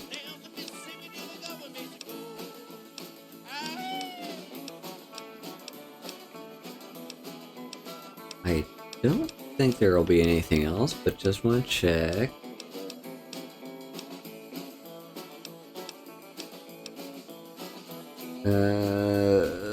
That shovel's staring at me in the face again. I have to keep asking myself, am I literally ever gonna use this? The answer is probably no.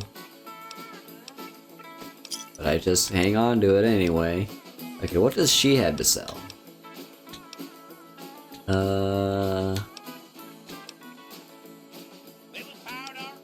Grenade rifle, long barrel. bunch of cards.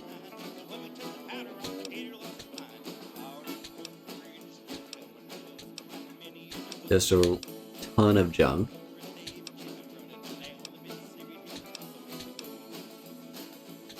Even more junk. Just Pleasure doing business all with she you. sells is Take junk. care.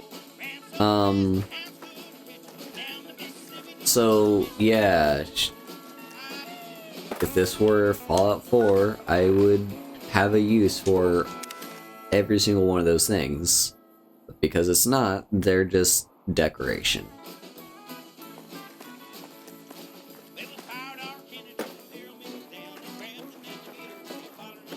Let's take a sip from our canteen.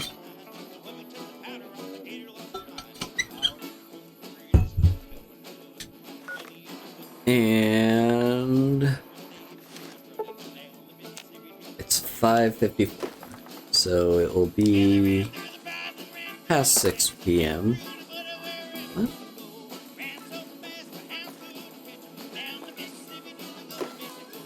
There's here. Okay, I guess we spawned on top of that.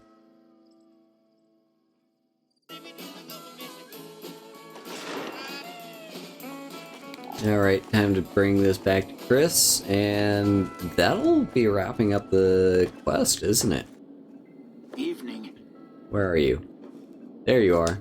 Have you found the components we discussed? Indeed you did. And they seem to be in excellent condition. Yes, I'll tell Jason that the great journey can begin. Alright. We have everything we need to launch the rockets, Jason. The great journey can begin.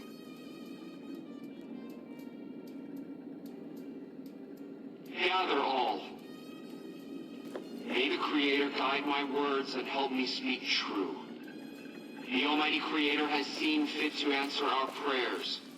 The time has come for us to board the rockets and begin the great journey.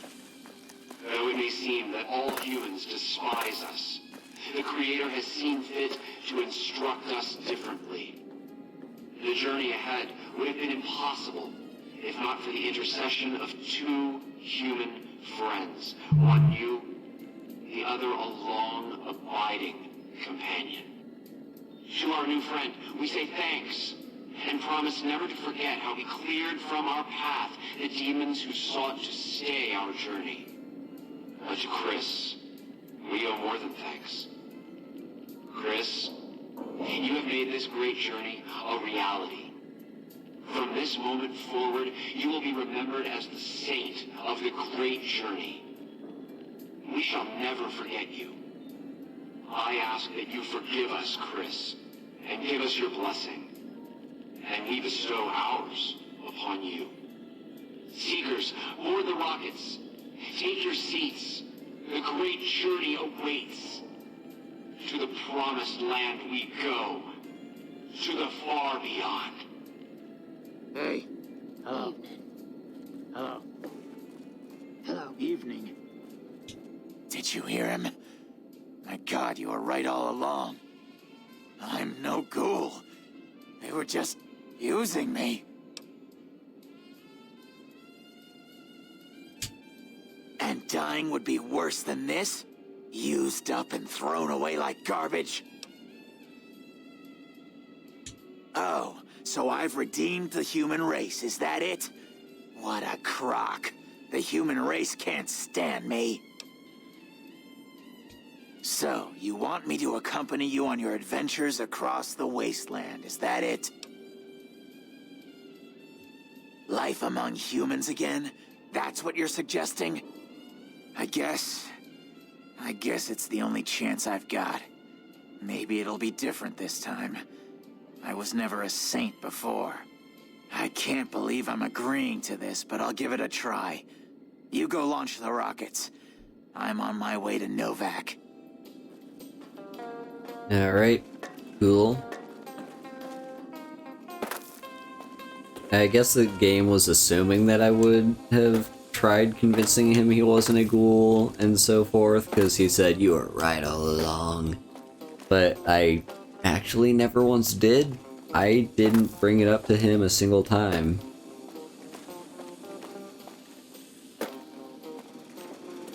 It's also just kind of weird that he would instantly be accepting of it, despite all the times people have tried to tell him and he just denied it.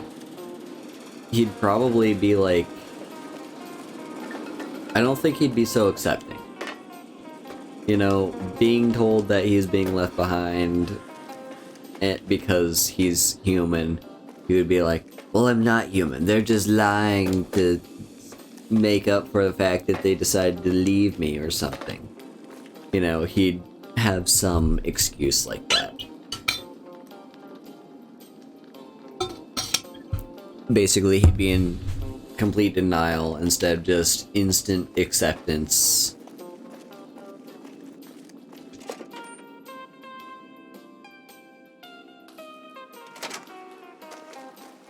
But I guess he's kind of done doing stuff with his school pals, which, like,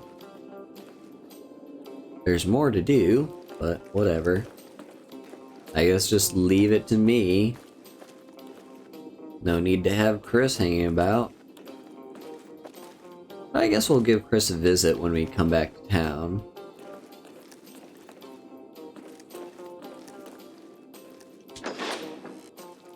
Let's go launch these rockets. And there is one thing to keep in mind, which is,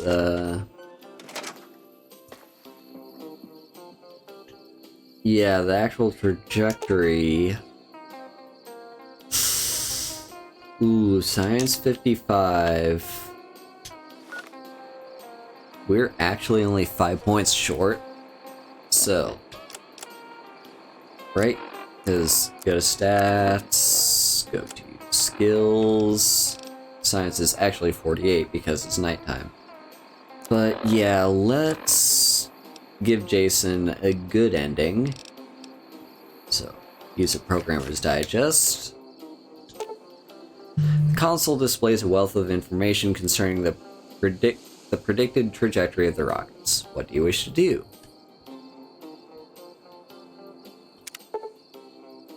Examining the trajectories a little further, it looks like the computer is set to take a non-optimal route to the specified destination.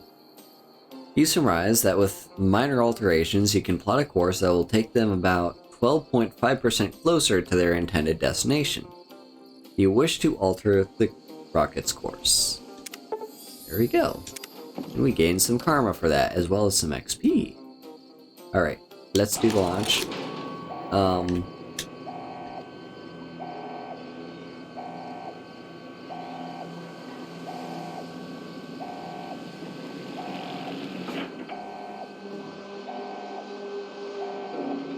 The game is actually playing Flight of the Valkyries right now, but you can't hear it because it's super quiet.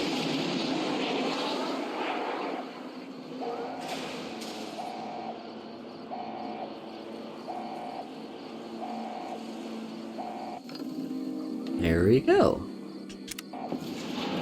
Novak loves me because I took care of the ghouls. The ghouls would love me if it mattered, but it doesn't actually matter because they're now gone.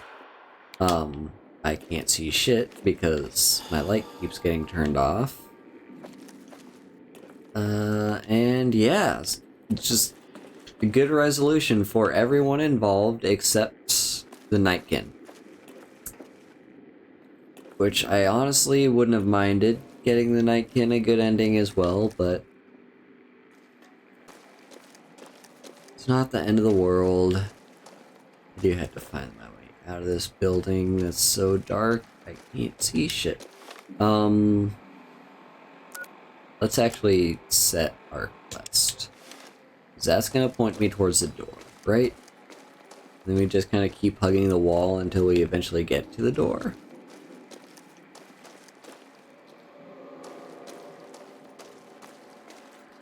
This one's locked, but easy.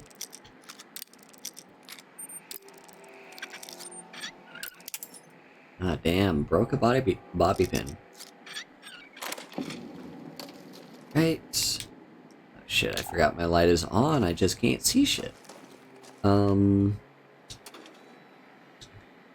there are bullets. So, all of a sudden, this was absolutely worth breaking into. There's a safe. Microfusion cells. More guns. Hell yeah, we're gonna crack this safe open.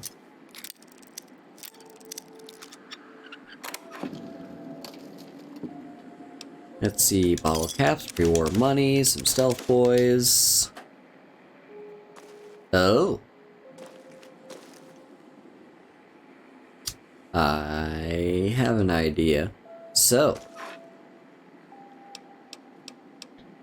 This was probably the safe of, like, the... I don't know, one of the higher-ups at RepCon. Who... basically put it upon themselves to, you know, well, our employees are abusing these stealth boys that were sent here on accident, so we're gonna have to send them back. But before sending them back, whoever they are, let's be honest, it was probably a he, just because it is a high position in like, management. Ended up tucking away a couple stealth boys for themselves.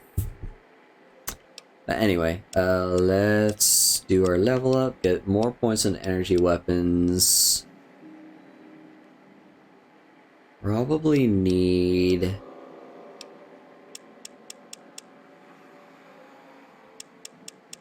Okay, lockpick is now 50. Now we've got 2 more skill points. Let's put that into, what do you think, repair or speech? I'm gonna go with repair.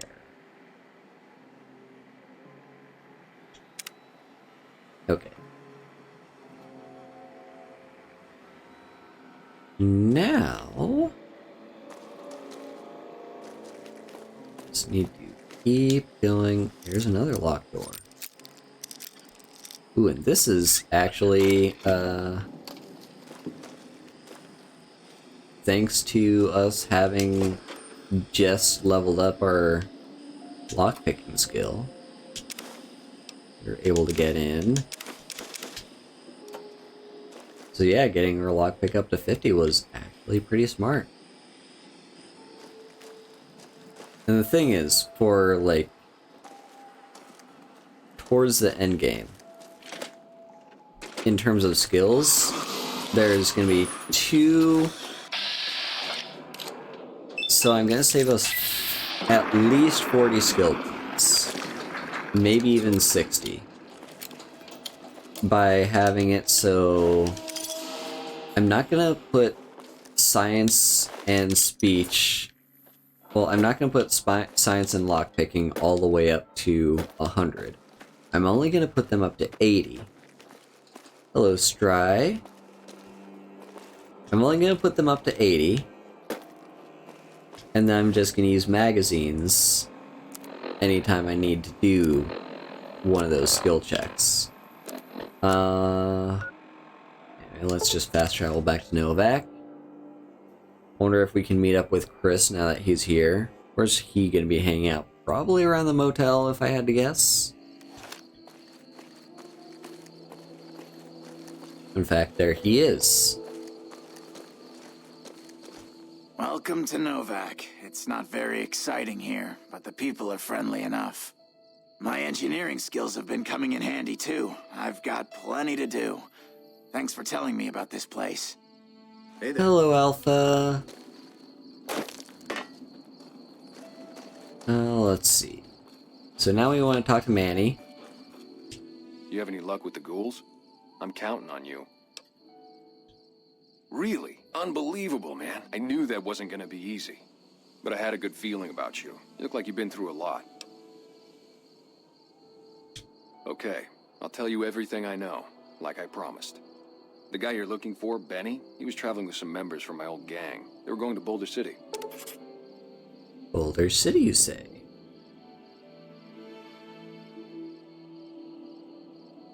No clue. I know Benny hadn't paid up yet. Maybe that was where they were supposed to get square. It's straight up Route 93 from here. Just keep following the road north. Hope that helps. I owed you. Alright. Yeah, see ya. So now we know where Benny went. He went to Boulder City. For that, there's Helios 1, which I don't think we can do the quest for Helios 1 yet. And also, I believe the Helios 1 thing is like... I think you can resolve it in favor of the NCR, or in favor of the Brotherhood, or in favor of Mr. House. So I believe it's the main quest thing, isn't it? Helios 1 is a main quest. In which case, we'll probably just discover it and then move on. We're not going to bother investigating.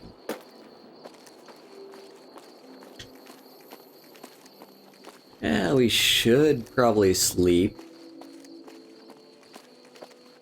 Since we're getting negative stats, but we'll be fine.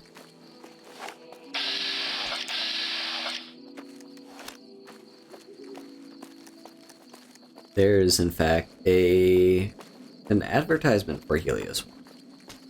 Oh, we should turn back on the radio.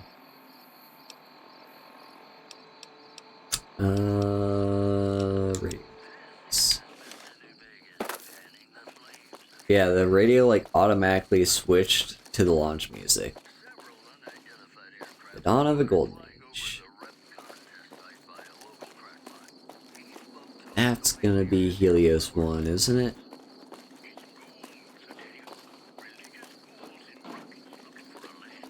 It's kinda hard to see in the dark. That might be Helios 1. Far enough off in the distance that would make sense.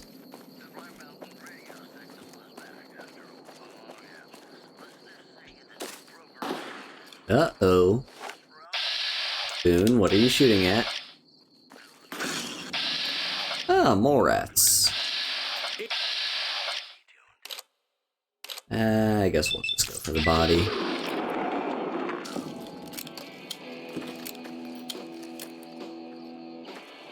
Probably nothing even on them. And let's keep going. What time is it? 11:48.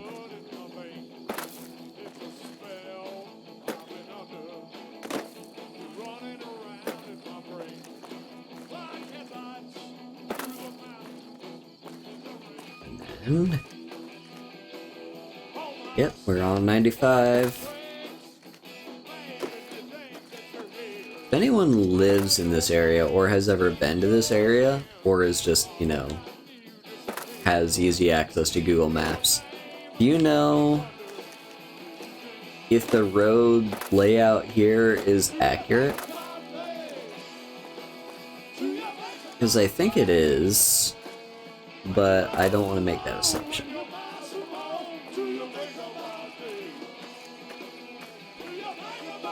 Yep. Vipers! And we've already been caught, and we've already been crippled too. Jesus, come on.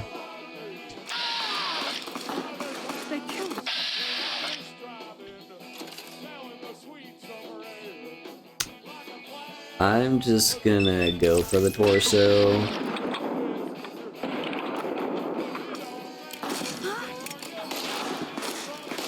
Boone's got me.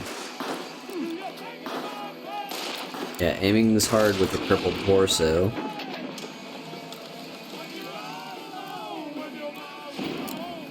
What does a crippled torso ensue? Is that like broken ribs?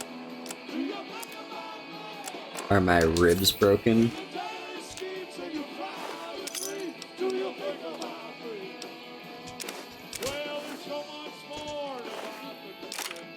Ooh, 44. Ooh. The 44 Magnum is the gun that I always used to use. Like, I would just typically play, you know, your typical Western Ranger. And so I would just be wearing, you know, like a duster and have a pistol. And that would be my character. And towards the end game, my end game weapon was, I believe, the 44 Magnum. So, yeah, there it is. DPS 43, let's look. So damage 21 compared to damage 19. They do use a different ammo type. So we're using the 357, and obviously the Magnum is going to use the 44 is going to use a 44. Eldorado office, huh? What is this place? Howdy.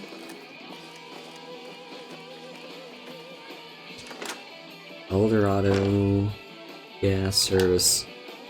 Why does this place sound familiar? But it doesn't sound too familiar.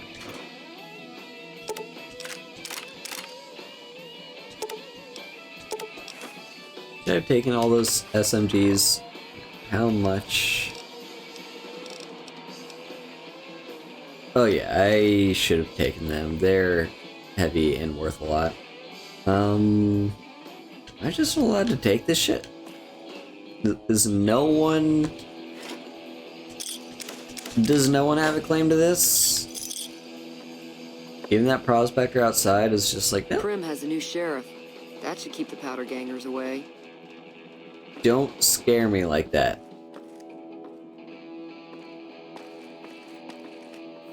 I thought, oh shit, I'm stealing her stuff. She's come here to, like, break my knees or something. But no, she just wanted to give me her regular old dialogue because I woke her up.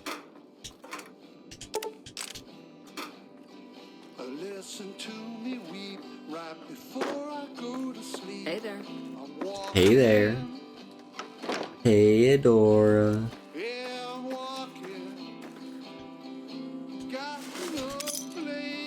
It's... yeah, sure. How close are we to Boulder City, huh? That's gotta be Vegas. See the shinies? Where's Helios 1? Is that Helios 1? Is that Helios 1? It might be Black Mountain. Map? Give me the map. Okay, so there's Helios 1. We very much passed it. This might be Black Mountain, or is that Black Mountain?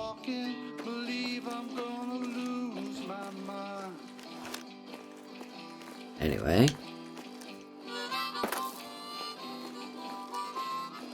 We're just gonna continue on the main quest. We're not gonna worry too much about the side quests and side locations just yet.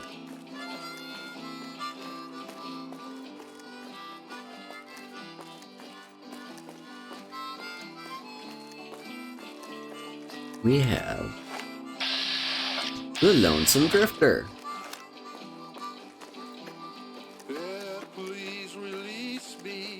Hello. Howdy, little lady. My story's a long one, friend, and I can't say as it's all that interesting. Well, I was born in a little town out Montana way. Me and Ma didn't have much ever since my pa up and left.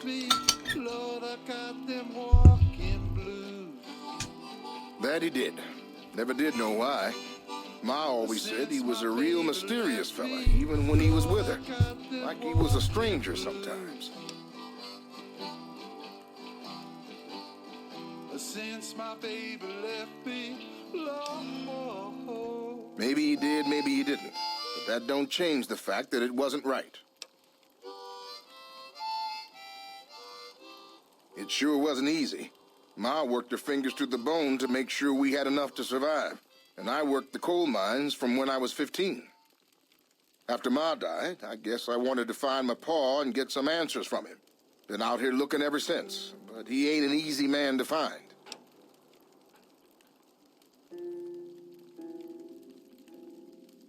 Can't say as I really know. Maybe I'll just ask him why.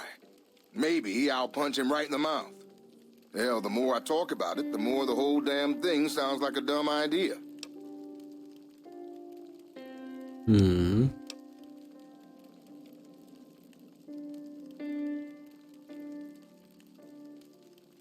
Maybe I should. Don't suppose you know any place a fella with a guitar might find a job, huh? Well, it was worth a shot.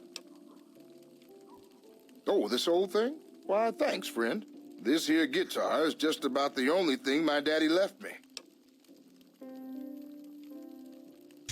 Just about my whole life, ever since my daddy left Ma and me and went off to roam the wastes. Yeah. So long, friend.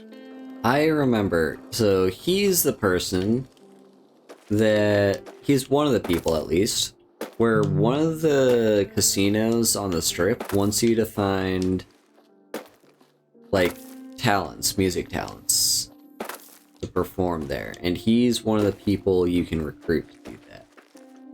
Am I walking towards... Let me see. Okay, so Boulder City, it looks like there's going to be further road up ahead, and then it splits off, and I can follow that.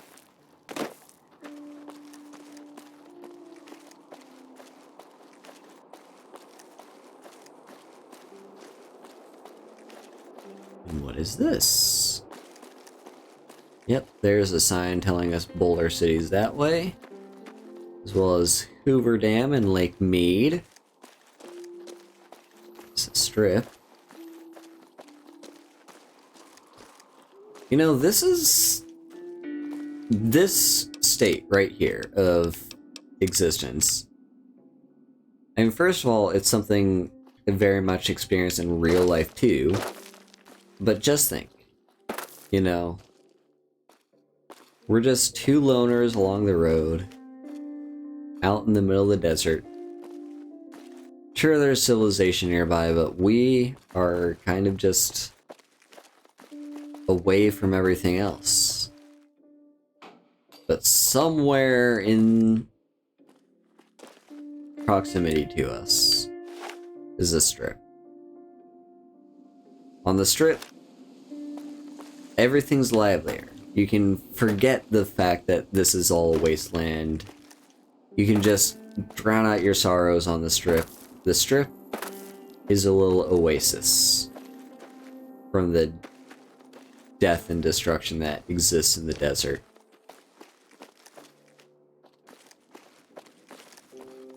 And somewhere out there, rich people are getting drunk, you know, hiring hookers, winning a bunch of money at a table of blackjack, and, you know, just living their life up. They're gonna spend the night in a nice warm bed, possibly with the comfort of someone else too.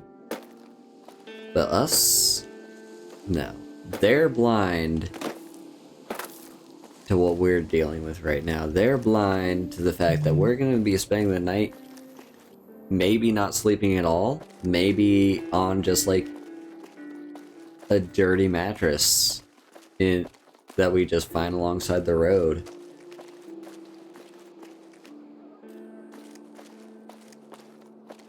Rangers, give him hell. So this is gonna be Boulder City.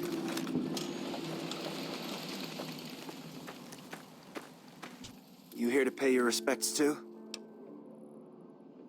It commemorates the Battle of Hoover Dam. The Rangers lured the best of Caesar's Legion into Boulder City, then blew the whole town up. The NCR still lost a bunch of troops in the fighting, though. My older brother sacrificed himself so they could evacuate some of the wounded. Camp McCarran, but I'm on leave at the moment, heading back to California to see my folks.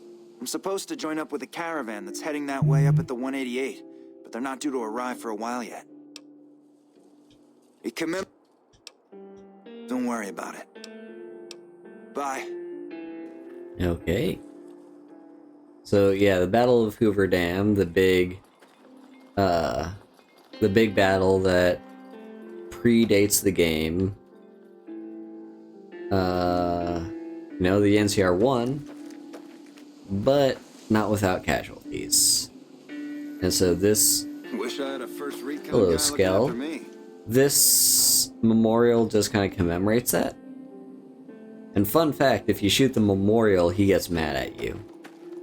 So, that's just a nice little touch. That's just a nice little touch that the game has. Anyway, let's head further into Boulder City, because this is the actual quest that we have to do.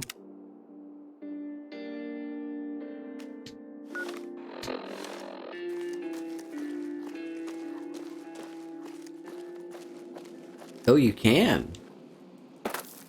Well, very detailed then.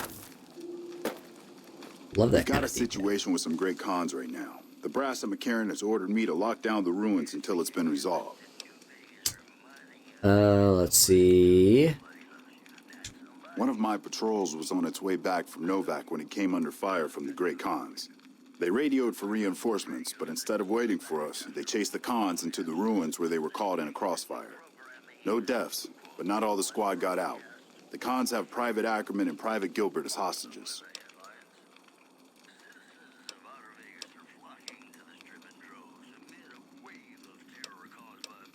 Acceptable casualties, I've been told. I don't like it, but the brass has their reasons. Want that platinum chip, though. Once the Great Khans have been killed or captured, you're welcome to retrieve any property they've taken from you. Normally, I'd turn you down since I have no idea who you are. But considering that the hostages are as good as dead when we attack... All right. I'm going to give you a chance to talk to the Great Khans. Their leader is a man named Jessup. If we hear shooting, we'll be coming in. But it'll probably be too late for you.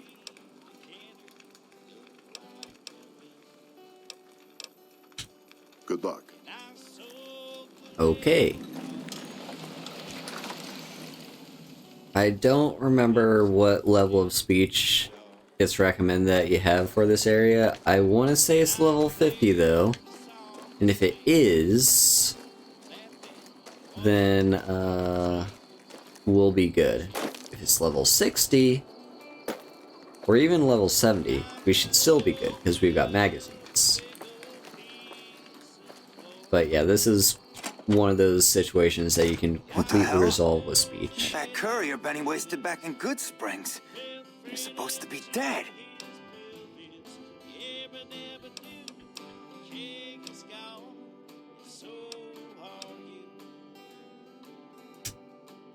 Yeah, about that. Don't have it. Benny stole it right before he stabbed us in the back. He's probably back at the strip by now, laughing at me.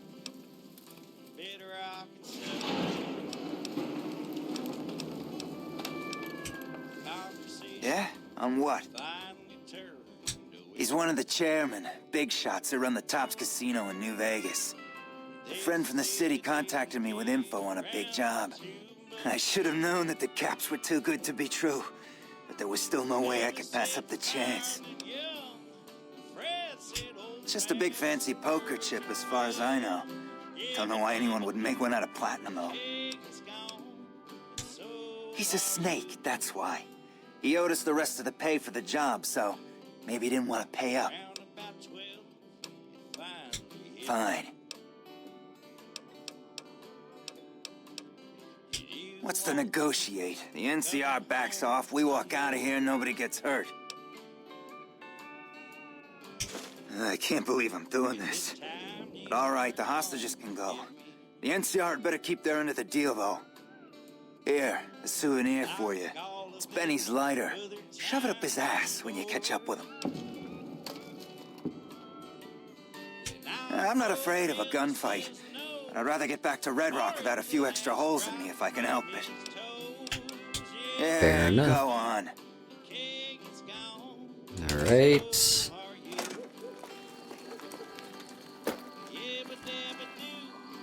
So, yeah, speech 45. We were able to clear this very easily. Just speech. Speech wins everything.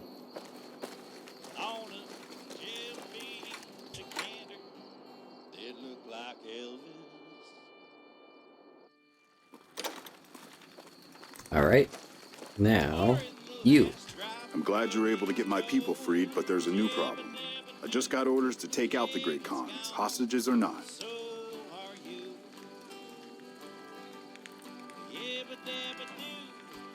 My hands are tied. I can't go against orders, can I? Here's the thing. They are orders, and if he insubordinates those orders and goes against them, he might, like, best thing that happens to him is he just loses his job. Worst thing is he gets court-martialed and imprisoned for going against direct orders. So, realistically speaking, there's like, even if he very much wants to not kill the Great Khans, he has direct orders to do so. At the same time, orders are kind of bullshit. You know, if you are a person with integrity, you don't have to follow those orders, and sure, you'll suffer the consequences for doing so, but you'll still at least have your humanity. So, I don't know, but since this is a video game and best case scenarios are always a possibility. You're right. Great Khans are free to go. So the Great Khans like me more. The Great Khans aren't perfect. They have their issues, but they're still, like, people with lives.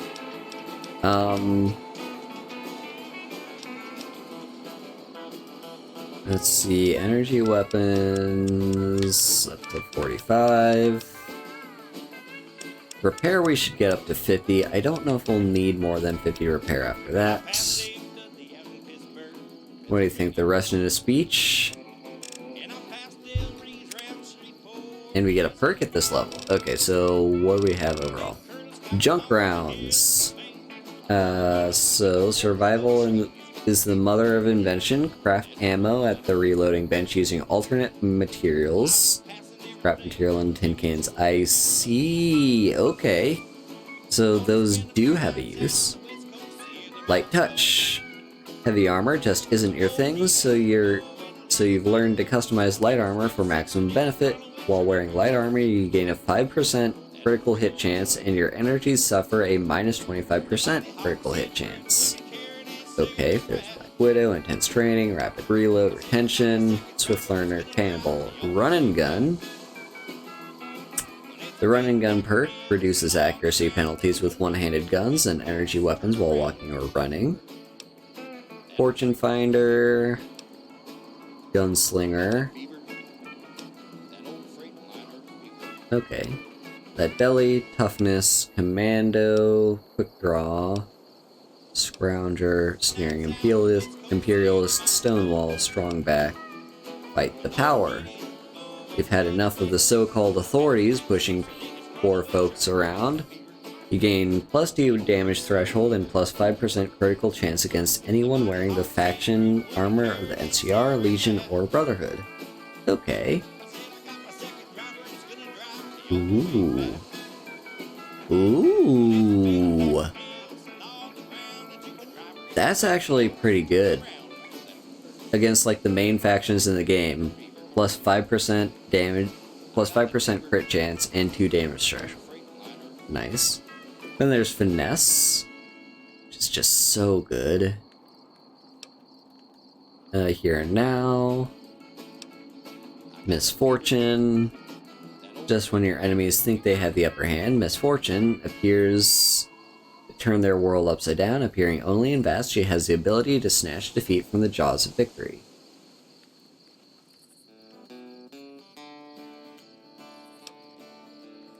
Or the Mysterious Stranger. You've gained your own personal guardian angel, armed with a fully loaded 44 Magnum. With this perk, the Mysterious Stranger will appear occasionally in bats, mostly to lend a hand with deadly efficiency. Nerd Rage. You've been pushed around long enough. With the Nerd Rage perk, your strength is raised to 10 and you gain plus 15 damage threshold. What the fuck? 15 damage threshold? When your health drops to 20% or below. Then Night Person. When the sun is down, a Night Person gains plus 2 to both intelligence and perception, up to max of 10. This perk directly affects your internal clock and remains active both inside and out. So this would basically counteract our trait that we picked at the start of the game. Where basically that trait gives us a -2 or -1 to all our stats across the board. So this would be a +1 to intelligence and perception. Not terrible. And we can't get anything else. Okay, so let's see. Nerd Rage is hilarious. Mysterious Stranger is a classic. Misfortune. Are these two the same exact thing? Because they're worded slightly differently.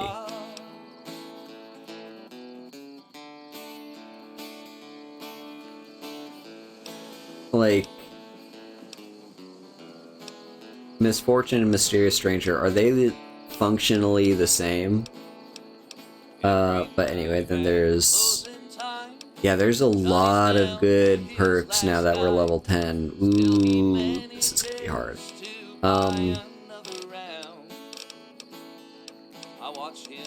I'm just gonna go with Mysterious Stranger. Because that's like one of my favorite perks. And I use bats a lot. So, the more time I use bats, the higher chance it is that the Mysterious Stranger shows up. Anyway, let's see if we can't find this guy's brother's name. So what's his name? Kowalski. So if we can find a Kowalski, this is probably gonna be... There you go. EFC Donald Kowalski. So yeah. There we go. Fancy meeting you here, friend. Oh, hello. Don't scare me like that, Victor. Just rolling along on my spurs. Looks like I just might make it to New Vegas after all. Good for you. Yep. Guess it's just down to you and Fancy Pants. I wouldn't worry about him. He looks all hat and no cattle, if you ask me. Fancy Pants? No, I ain't seen hide nor hair of him since the tussle in Good Springs. I'm sure he ran back to the soft living of New Vegas, though. Yep, but this is getting mighty embarrassing. People gonna start to talk.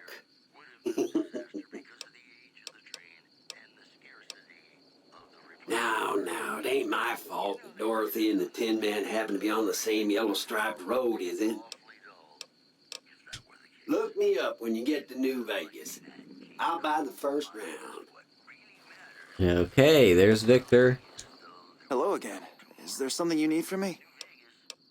Bye. Okay. That is 2 quests sorted out. Basically, all that's left for us is New Vegas, right? Like, I don't think there's anything else along the way. We just got, Freeside, find a way to get into New Vegas, and then New Vegas itself, so we're getting pretty close to the end of the first act of the game. So, I'm gonna call the stream here. Let's do our little bit of wrapping up. Thank you all so much for stopping by and hanging out. I had a lot of fun. Let's see. If you want to support me, you can, follow me here and on other social media stuff. You can find a link to the card down low in the panels. Also, if you want to support me more financially, you can leave a tip down through the stream elements link, or you can, drop a sub. And leaving a sub will give you access to a bunch of cute emotes that I have. Then, what else? Tomorrow, keep a lookout for at noon JST. I will be playing with Ian. We will be playing Minecraft together and building like a house or something, so that's going to be fun. Keep a lookout for that. And yeah, probably new schedule either tomorrow or the day after. And let's see, whoever we end up raiding, I will type the raid message here in chat, which you can copy and paste or type it in yourself when we get there. Yeah, let me see who's currently live right now. Probably a bunch of people. Oh yeah, so many people are streaming. Let's look down towards the bottom here. Who's all live right now?